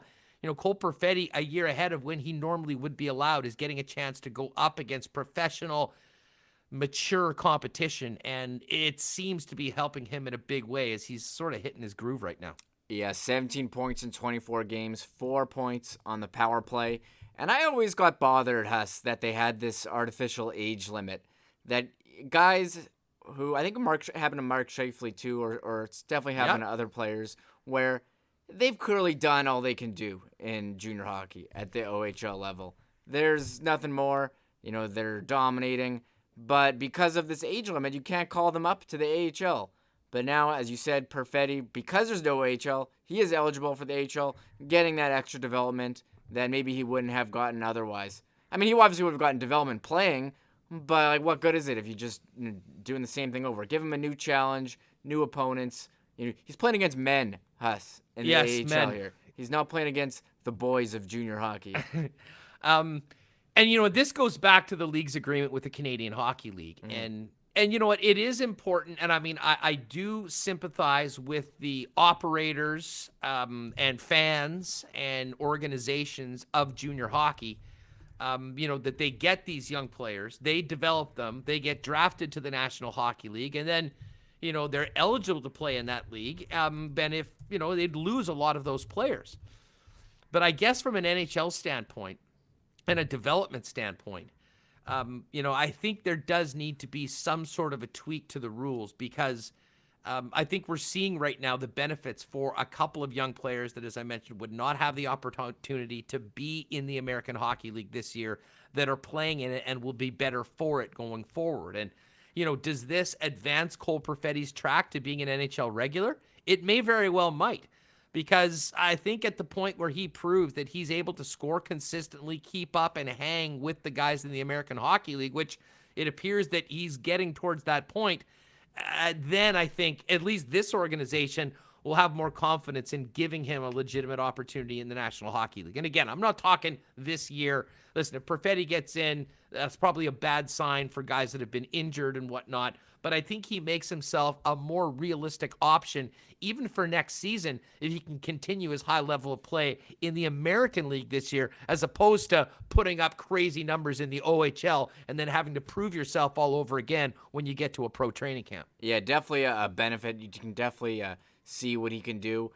And you never know. I mean, maybe he would be a taxi squad guy for the Jets in the playoffs, or if someone in the top 6 got injured and you needed to bring in a more offensive guy, you could put him in. However, the emergence of guys like Mason Appleton and Andrew Kopp this year, showing that I think those guys, I mean, Kopp especially, he's playing in the top 6 right now. Appleton's down, but he's on getting some first power play time. I was actually looking at playing Appleton. I did play him on DraftKings the other night because he was getting that first line power play. So those guys all emerging, all showing they can score, and maybe he wouldn't fit in as well as he would have in some less talented Jets teams in the past. Yeah, and speaking of that power play, Mike Johnson, Johnny as they call him on TSN, put out a tweet, and go check out. I can't remember what his tweet is. Is it Mike J. Johnson, Reem?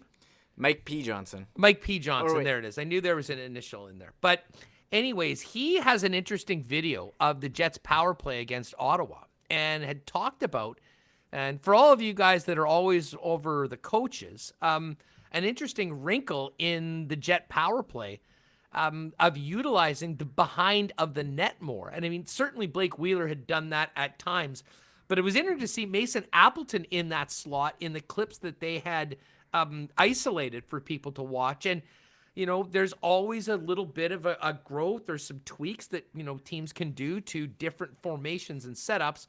Power play, you would assume with the man advantage, maybe a little more easy to try out a few of those things. And they did a pretty good job of showing the differences of what they were doing, utilizing particularly Appleton behind the net.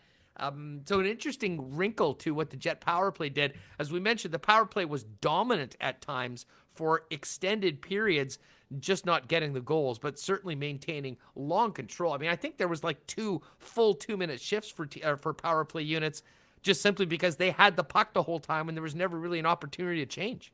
Yeah, power play one. I think they couldn't get off the ice. They just had the puck on the other end, jamming it away. Anton Forsberg wearing the Jets pads. stopping the door.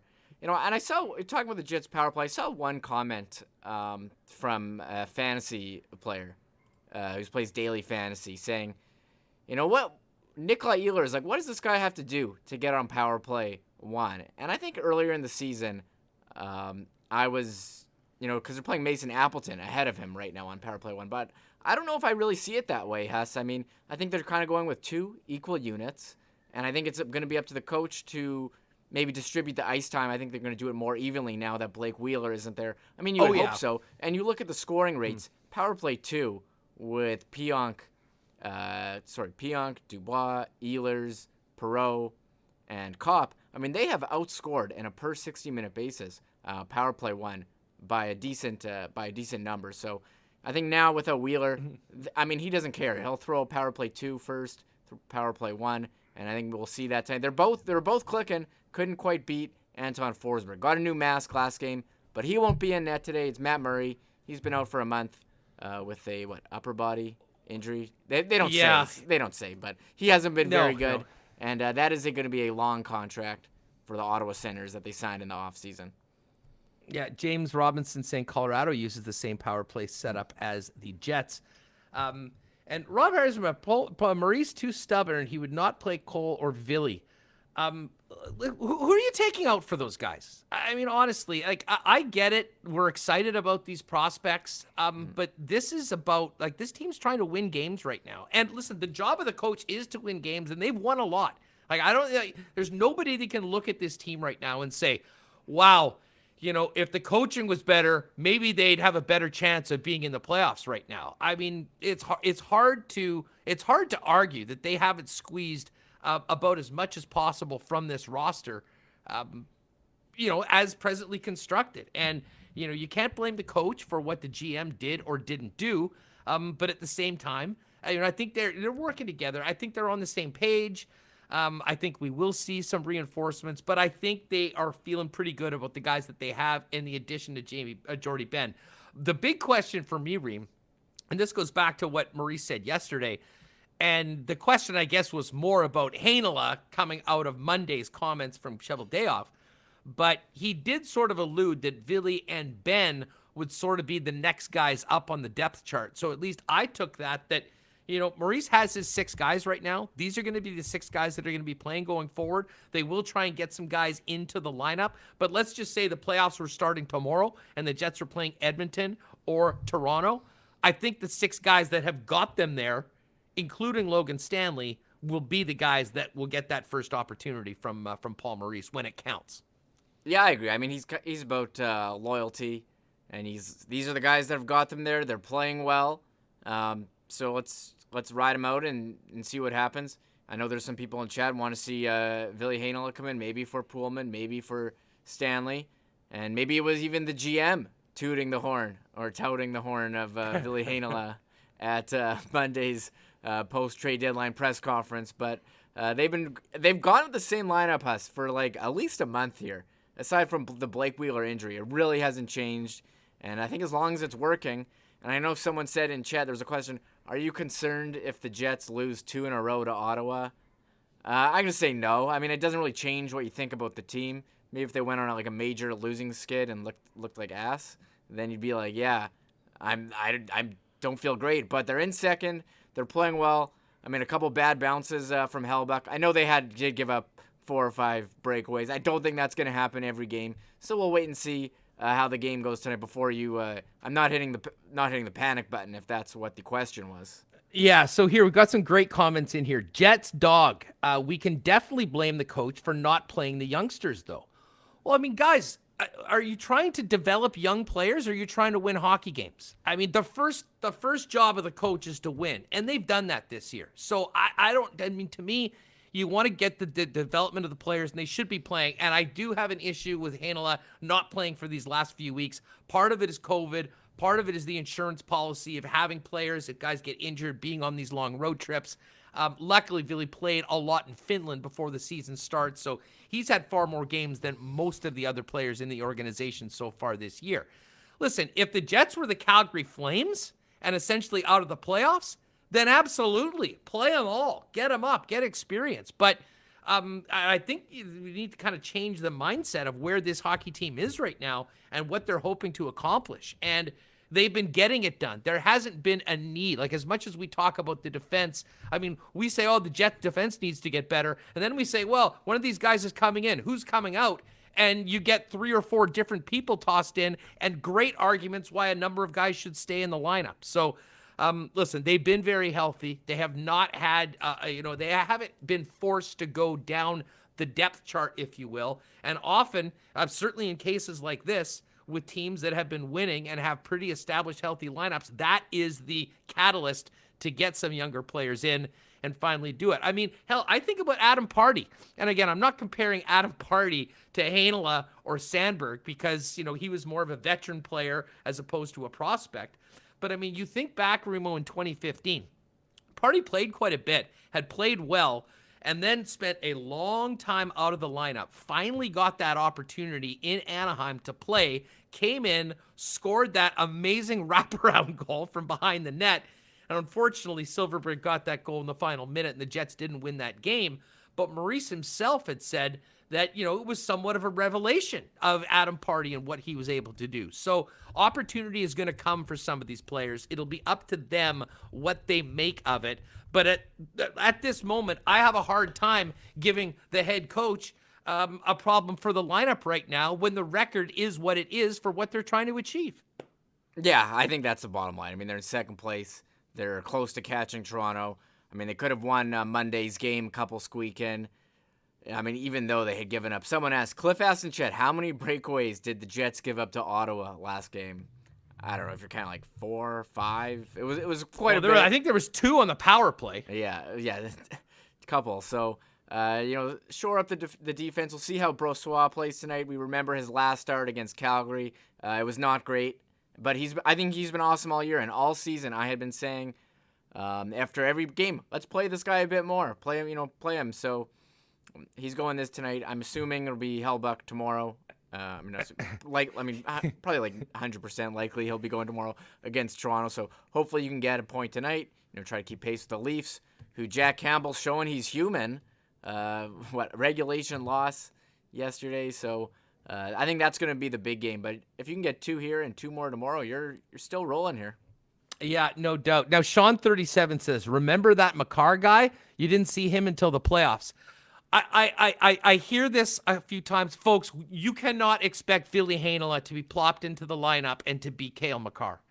Makar is probably a front runner for the Norris Trophy right now, like the best defenseman in the league. He came in his first game after being a crazy standout in college hockey, and he was just plopped in that top 4 and played 20+ minutes a night. Listen, if the situation calls for it, I think Heinola can hopefully hold his own. But I think let's not start saying this is going to be the Cale Makar that's just going to show up in the playoffs and turn into a Norris Trophy winning defenseman that'll take the team all the way. Yeah, I'm just reading Wrench Doozer. He says, Huss sounds like the disappointed principal.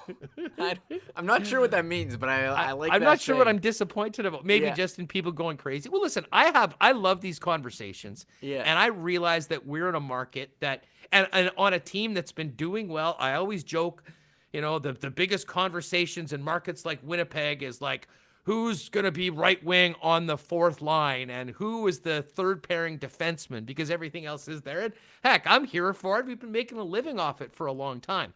But I think it's important to kind of see the forest through the trees here, folks. And, it is a season when you're talking about younger players that the emphasis on is not as much on the right now. But I'm with you. I would love to see some of these younger guys before the end of the regular season get a chance to play in a few games. And I think that's what Cheveldayoff was alluding to on Monday, Remis, because without a guy that's going to bump a bunch of guys out of the top 4 coming in playing 20+ a night, there may very well be the need to mix in some other defensemen based on play or injury. And if that's the case, Heinola is going to be at the top of the list along with Ben that's coming over from Vancouver. And if that is the case, you certainly would like to have him have some live action in the regular season before any opportunity may come up in the postseason. Yeah, and we haven't really seen this in the NHL, but you see it a lot in the NBA. Load management. The playoffs are basically set. I saw Dom from The Athletic. He had his projections, and he has the Jets as the second best team. He has them as over 90% chance to make the playoffs, unless something happens with Vancouver. They're set. Now, we saw in 2017 when they went to the Western Conference Final, Hellebuck, I think he kind of ran out of gas near the end. You've heard all season the Jets playing a compressed schedule. Maurice said it today. They're playing all the last 17 to 22 to end the season on the road. You wonder if they, here and there, they do rest some guys. Like, don't play, Connor for a game, or sit Ehlers out, or rotate Scheifele. I mean, play Harkins. Get some of these guys in, because why are you running these guys into the ground if... Well, here's when we're going to find this out, Reem. Because, again, there's still a month left in the season, right? We've got Ottawa tonight, and then it goes into 7 or 8 games against the Leafs and the Oilers. And I think that is going to be the lineup that, it's the healthiest. That it will be the Maurice lineup that you can foreshadow to be the opening lineup of the playoffs. But I think depending on what happens when they get through, and Maurice himself has said he's not even sure how important first place is right now. So depending on, if the Jets are within striking distance of the Leafs after those games, maybe that could change things. But when you look at that final week and a half of the regular season, there's games against Calgary, there's games against Ottawa, there's 2 more games against Vancouver. I think that is the time where you'll see some of the players that you mentioned getting rested maybe up on the forward groups, as well as some of the guys that have played some big minutes on the back end this year, maybe making way to get a Ben, a Heinola into the lineup for a few games, so that if they do get called upon in the playoffs, it hasn't been a month and a half since some of them have played. Yeah, I agree. I think those would be the times to do it. And someone said in chat as well, I mean, the playoffs are set, but seeding hasn't. And look, just 2v3 doesn't matter that much. There's no home ice advantage. I think first you want to get the banner as well, but I think what's most important is to have everyone go in healthy, feeling 100%. And I think you've seen teams do this in other leagues. You don't really see it as much in the NHL. We talk about Blake Wheeler. I mean, the guy hadn't missed a game. He missed 1 game, the 2 seasons they didn't, they made the playoffs and had it locked up. They sat him the last game. Maybe you do that, start doing that with more players, because you're seeing the NBA, their compressed schedule, guys are getting hurt. I don't think you've seen it as much with the Jets. As we mentioned, they've been just rocking the same lineup over and over. It's been amazing. Yeah. And I mean, there's been a lot of teams like that have not, there's always a few significant injuries. But for the most part, at the end of this year, we'll get Mike back on. We'll talk to some of the guys, because I have a feeling that per capita and per team, the amount of man games lost, at least legitimate man games lost, not teams, hiding guys on LTIR for whatever reason, but legitimate man games lost, have been less this year. And I'm not sure whether that has anything to do with I'd have a hard time imagining that the travel would affect injuries, but for the most part, it's certainly been some rougher games. There's been some more fighting. But my impression, at least, and maybe this is being a little more Winnipeg-centric, because we've been talking about, touch wood, how healthy the Jets have been all year. So it will be interesting. Couple others. Here's an interesting one from the Godfather, Mitch. Is Maurice concerned about Heinola's size or the overall defense's size if Heinola goes in and Stanley comes out? I'll be honest, and this goes back to kind of what we were talking about before, Remis. I'm not sure Stanley's coming out, period, to be honest. But if that does happen, I think it would be Ben coming in for Stanley in that position, or on that third pairing at least, depending on what side they're going to be working with. I really think that Heinola comes in if there's an opportunity in that top 4. But maybe for a game or two, he'll come in that. I guess the bottom line is there, Maurice is a key, and he's talked about this at forward. He's talked about roles. And I think the reason why they got Ben is they knew that they're going to need some big players to help clear out the front of the net. That's something I think Stanley still needs to get better at, despite his size. But that's what they'll be counting on Ben. I'm not sure that that's, Ville Heinola strength, shall we say. Although, as we always say, it's a lot better. If Ville can get the puck and get it out of the zone, you don't need to spend a lot of time whacking guys in front of Connor Hellebuck because the puck's no longer in your zone and you've got it to Kyle Connor or Mark Scheifele and you're trying to score at the other end. Yeah, I agree. And I do think they like to play role. Like if Morrissey were to come out, they would probably put in Heinola. But if Stanley's out, maybe they put in Ben. So I think if you were to put in Heinola, maybe it would be Poolman because, if you go back to what I like to refer to all the time as the hockey Bible, Nintendo ice hockey, you got medium guys, big guys, small guys, medium guys, fat guys. Stanley's a fat guy. Heinola's a small guy. Heinola's probably going to go in for a small guy rather than the big fat guy, and they do like to have their roles in the lineup. That's my, my general look back at to hockey. The Nintendo ice hockey Ehlers, lineup distribution. Yeah, you got Ehlers, small guy. With Dubois, medium. Is Dubois a medium guy? Stasny, medium guy? Yeah, I guess. Yeah. I mean, who are the big guys really? Wheeler's Maybe a big guy. Wheeler. Okay, Lowry. we'll give Wheeler that. It was sort of like when Buff was on the team, there was just one big guy, and everyone else was medium in comparison. But things have changed a little bit. Here's one from Larry, the sports guy. Do you think the Avs thought Makar would play that good? No. All he has to do is play better than the others. To be honest, they did. I mean, like Makar, they had been waiting. They tried to sign him the year before. He decided to go back to school. He was clearly NHL ready. And, I mean, as I said, they plopped him into a playoff series to begin his NHL career. And I think in his first game, he played 22 or 23 minutes. I mean, he was a finished product. And again, we're talking about a top 5 overall pick. That was a real focus of the hockey club. So very different players. But I do think that, once Ville Heinola gets to be a regular in the National Hockey League, we may look back and say, oh, it would have been nice to have this earlier on. But I do think that there is, well, certainly it doesn't matter what I think. I know the organization thinks there is a process to this of, going from junior hockey, going to professional hockey, especially on the blue line.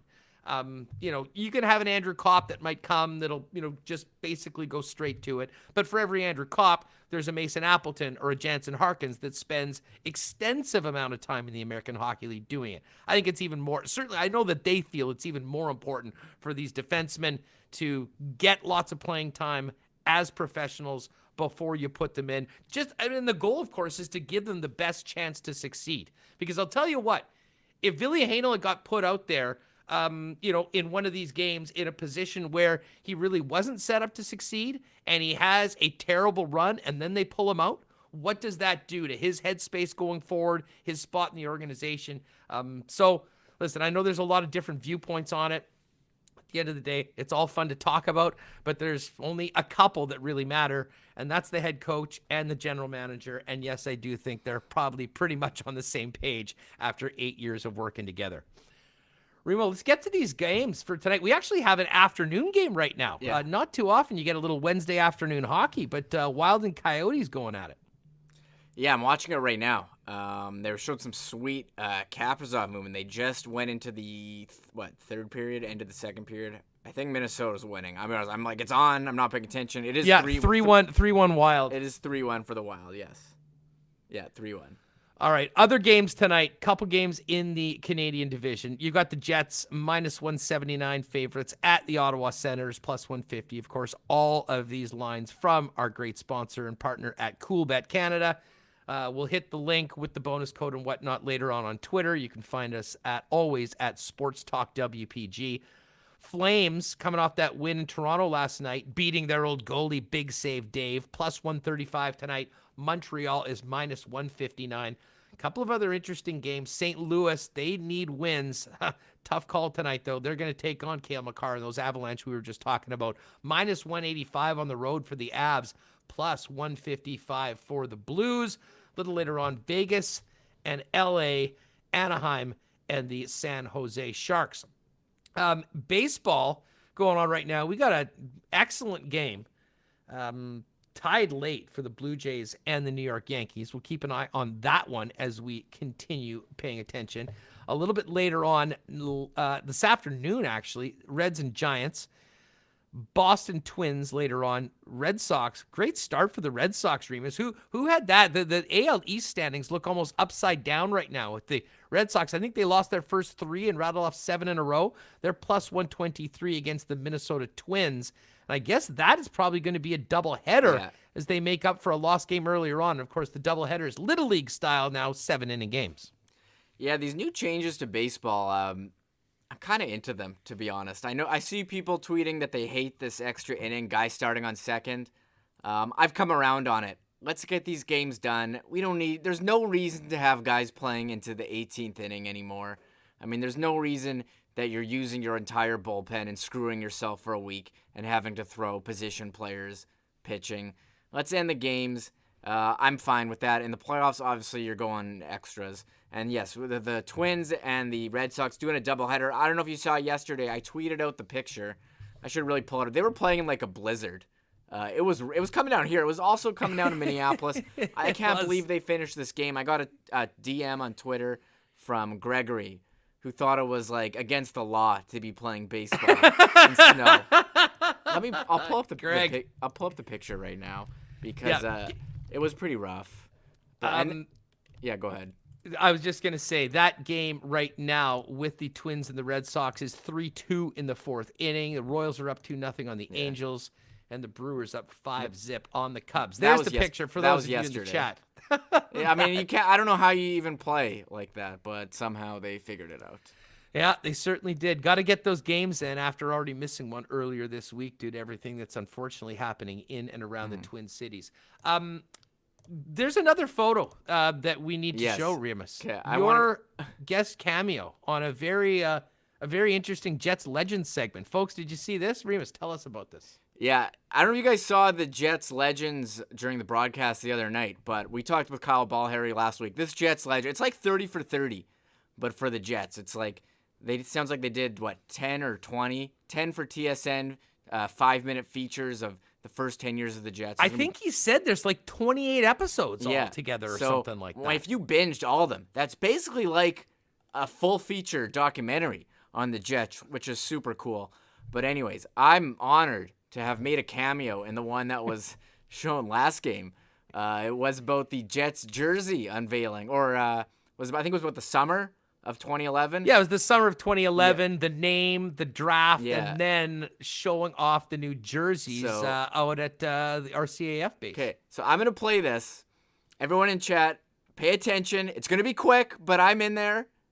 And so it's going to be quick. Okay, you're going to miss it if you blink. So here it is. Day to unveil it. The creation of the jersey was magical.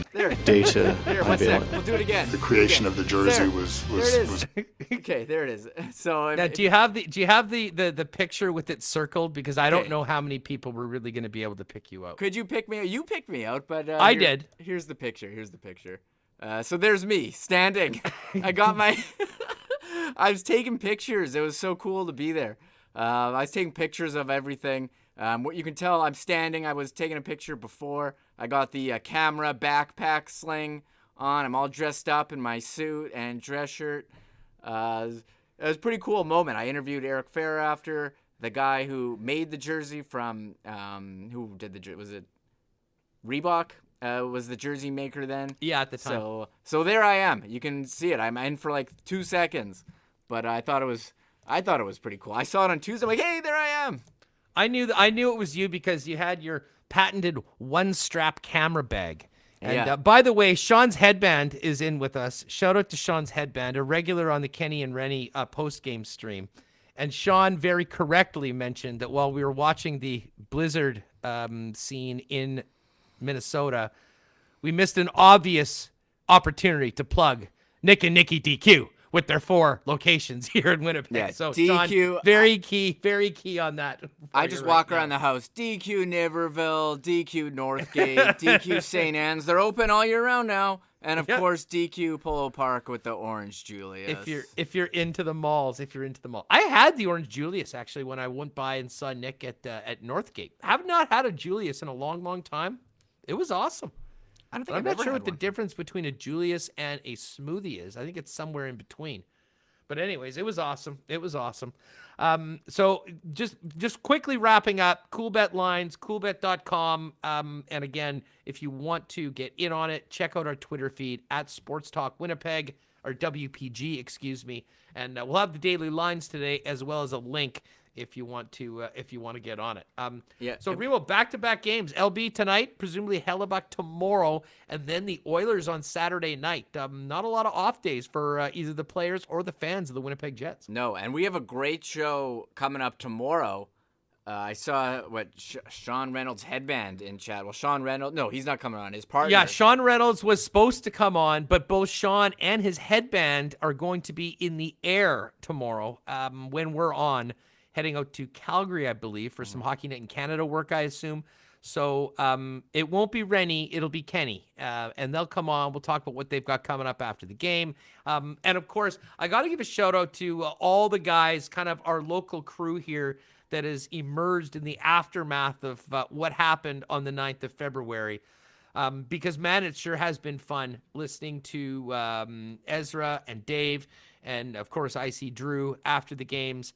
And it's pretty cool. They go for a while, and then they sort of hand it off to Kenny and Rennie, and those guys get going. And then we're here every day in the afternoon to talk all about it and welcome those guys onto the program. So, we'll see. I have a feeling, here's a prediction. Paul Maurice will be less agitated tonight after the game than he was after last game. And I'll tell you what, he better be, because if he's that agitated tonight, that'll mean the Jets had a very poor game. And I think everyone expecting the team to be quite a bit better tonight before going in to take another shot at the first place Leafs tomorrow at the ACC. Yeah, I was looking at Sean's headband wants you bring up, you haven't brought up how you bet on Taylor Hall to score. Both of his line mates scored yesterday, but he did not. You know what? Listen, Taylor Hall, this is just another story of Taylor Hall being one of the biggest disappointments in hockey. And I played the role of the Buffalo Sabres last night, being disappointed. They invested $8 million in Taylor Hall and got 2 goals. I invested $20 in Taylor Hall and got 0 goals. I think I lose less than Buffalo did from what happened this year. But I will tell you, I tuned in. I was sort of paying attention to that game, seeing if he was going to score. Followed about the last 8 minutes online and then watched the overtime. And Hall did have a few chances. And he had a great chance in overtime that, unfortunately was saved. And it didn't happen. But that was one of my only whiffs yesterday. If you watch the lock shop, you did quite well. I had Washington, who walked all over Philadelphia. Philly didn't even show up for that game. The underdog pick was the Royals, who, by the way, I haven't mentioned this. We talked about this off air. For you baseball fans, an absolutely bizarre ending to the Royals-Angels game. And normally it's kind of fun, but especially I've been killing it with these underdog picks in the lock shop, so I'm really emotionally invested, even if I don't have money in them, because I want to keep the really good record. So my Royals are up 3-2. I won't bore you, but Ohtani gets on, Trout strikes out. It ends up being bases loaded, 2 outs, bottom of the 9th, Royals up by 1. The batter comes up, 2 strikes right away on Holland. And then he puts one into the dirt. Wild pitch. It bounces up, and it hits Salvador Perez in the shoulder, and on his left shoulder, and shoots right. At which point, the runner on third thinks, I got to get home. Unfortunately for the runner at home, the ball went off Salvi's shoulder right in to the nuts of the batter, deadening the ball. Perez picked it up, and the 4-time All-Star rips it to third for a walk-off pickoff and another win in the dog pound for yours truly. So it was a bizarre ending to the game. It was a great win, and then finished it off with the Giants at night over the Reds. So, listen, the Taylor Hall thing didn't go my way. Everything else did yesterday, though. I'll be back at it tonight on Cool Bet, and we'll see. Yeah. You have any leans on these games tonight, Reem? Is there a game one that maybe sticks out to you? I'm staying away from this Jets game. As I said, we like the Jets when they're underdogs, which is most all other games. Maybe stay away from the team tonight against the Ottawa Senators. Calgary looked pretty good. This Calgary-Montreal game, I think, is quite interesting because I know Calgary, for all intents and purposes, is done, but at least they'll give themselves and their fans a little bit of hope if they can go back-to-back beating Toronto and Montreal. And then everyone will be saying, oh, where the hell was this for the last couple months when you could have salvaged the season? Yeah, I'm very in on Montreal tonight. They're getting UL Armia back, Jake Allen starting in goal. Calgary played yesterday, got the emotional overtime win. I don't think the odds are great on Montreal, but I do like them to win. But I've liked Montreal a lot. It hasn't worked as well. And Guy Wood says Jets are money. I like the Jets too, but this is like the only team the Jets can be favored against, Ottawa. Yeah, well, and as I can't remember who it was that said, the number is not that good on CoolBet. I'm just going to look right now. By decimals, it's 1.56. So, I mean, they're a heavy favorite. Ottawa's a big underdog every single night that they play. And they've burned a lot of people this year with a lot of wins, much like they did on Monday. So we'll see. The big favorites tonight, Winnipeg, Colorado, Vegas, and the San Jose Sharks. But I'll tell you what, if you were on the favorites, you got killed on Monday because the Jets' big favorites lost, the Leafs' big favorites lost, and Carolina lost to Detroit. So who knows? Maybe they'll come back. But either way, one thing I know, we will definitely be back. And tomorrow, Remis, a couple special guests. It will be Kenny instead of Rennie and former Winnipeg Jet and correspondent, Jets contributor, shall I say, on CJOB for the pre- and post-game show, Grant Clitsome joining tomorrow. Yeah, I got his rookie card right here, signed. There it is. Numbered. It's a signed Clitty right there, folks. Numbered 114 or 199, that's right. So we're going to ask him about how he signed all these. Like, signed 200. That's got to hurt the hand. So Geoff Kapilis, he should have just got a couple of DQ burgers instead of betting on Hall. Pretty much. I should have. It was worth the risk, though. We see so many times that the guy in the first game scores. Add in, it was against his old team. It almost just seemed like it was supposed to happen. It was the guy that almost scored, Remo, was Bjork. I mean, they should have won that game last night on his stick, and I guess he's just getting used to being a Buffalo Sabre, not making the most of those opportunities. A disappointing ends. Oh, yeah, Mitch, W Hockey Talk, # new guy. Yeah, he'll always be new guy to Rick Ralph and listeners of the old Rona Roundtable, Reem. Yeah, oh yeah, he's still a new guy. He was the first one of the first new guys that they brought in at the trade deadline. I think it was a waiver pickup, signed a 3-year deal, had to retire due to some back injuries. But Grant's done some nice work in his post-hockey career. He's got a cider company. I think he got his master's. He's involved in a number of businesses. So it'll be great to talk hockey with Grant. And maybe we can talk cider, Huss. I know he's got a cider company. I don't care as much about the cider, although we will ask him. I'm sure he'd like us to do that. But, you've got that signed Clitty card, numbered card. I want to know the process for these players as to when they actually sign these things. Do they have to go in, especially the rookies? This is a rookie. It's worth a lot of money. Yeah, so maybe you get drafted and they come in and you sign things and then they put it on the cards. Anyways, I'm interested in that whole process. Earl of Eli can probably just answer all those questions for us, but we'll ask Clitty, who actually was a guy that did the signing of those cards. And we'll talk Jets. He's been covering the team all year long, contributing to the CJOB shows. So we'll be looking forward to having Grant on the program. And Ken Weeb's going to join us early in the program. We'll get his thoughts on the Ottawa game tonight, look ahead to the Leafs tomorrow, find out what he and Sean have coming up, and much, much more. Remo, it's probably a good time to get out. We'll get these pods up and check out the ninth inning of this Jays-Yankees game that's still very much up in the air. Yeah, they're tied 4-4. It's top 9. So, yeah, we'll definitely turn that on. I'll get the podcasts up, and I'll have a little lunch, maybe get some water after we've been talking for 2 hours. But this has been so much fun. I love this end of the show, the last, 40 minutes. We've literally just been sat here. People are shouting out stuff in the chat. And if you are enjoying it at all, hit the like button. And, hit the like button, subscribe to the channel. We're closing in, I think, 3,600. So appreciate everyone coming out. I know everyone's passionate about the Jets, and you love to see that. Yeah, no, we certainly do. And we appreciate the support, especially of the hardcores that are with us live every day here in YouTube. We appreciate everyone downloading the podcast and listening to it on their own time as well. But it really makes it so much more fun to have y'all with us here. And I will tell you, the one other thing that you can do, and this is sort of a big way why I think we had such a big splash when we started, is people just telling their friends that this is happening. Marketing, with us, we've got a good Twitter following and whatnot. There's a lot of people that maybe aren't on these streets of the internet that might not see this and know that it's all there. So if there's someone that maybe hasn't downloaded a podcast before, let them know how easy it is. Show them what to do on the phone. You just press this, subscribe, it's free, and then bang. Every day when the guys have done it, it's going to be up in your phone, and you can listen to it when you walk the dog or go for your walk, bike ride, whatever it is. So, just simply, folks, spread the word. We love the support. We really appreciate it.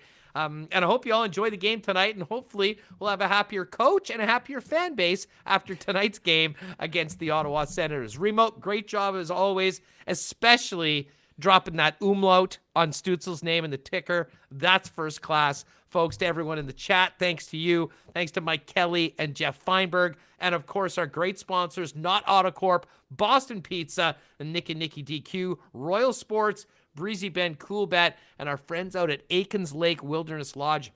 Just on the way out, and a lot of the Americans aren't going to be able to get across for their normal bookings. June, traditionally the most popular time of the year to get to Aikens. So there will be some openings. If you want to do a little staycation with some world-class fishing here in Manitoba, give Pitt and the gang a call. Find them online at aikenslake.com or hit them up on Twitter at Aikens Lake. For Michael Remis, I'm Andrew Paterson. Thanks to y'all for being with us. Enjoy the game tonight, and we'll see you tomorrow right here on Winnipeg Sports Talk Daily. Oh, my God! Oh! Shut it down! Let's go home! Thanks for tuning in to Winnipeg Sports Talk Daily. Make sure to subscribe on YouTube and your favorite podcast feed at winnipegsportstalk.com.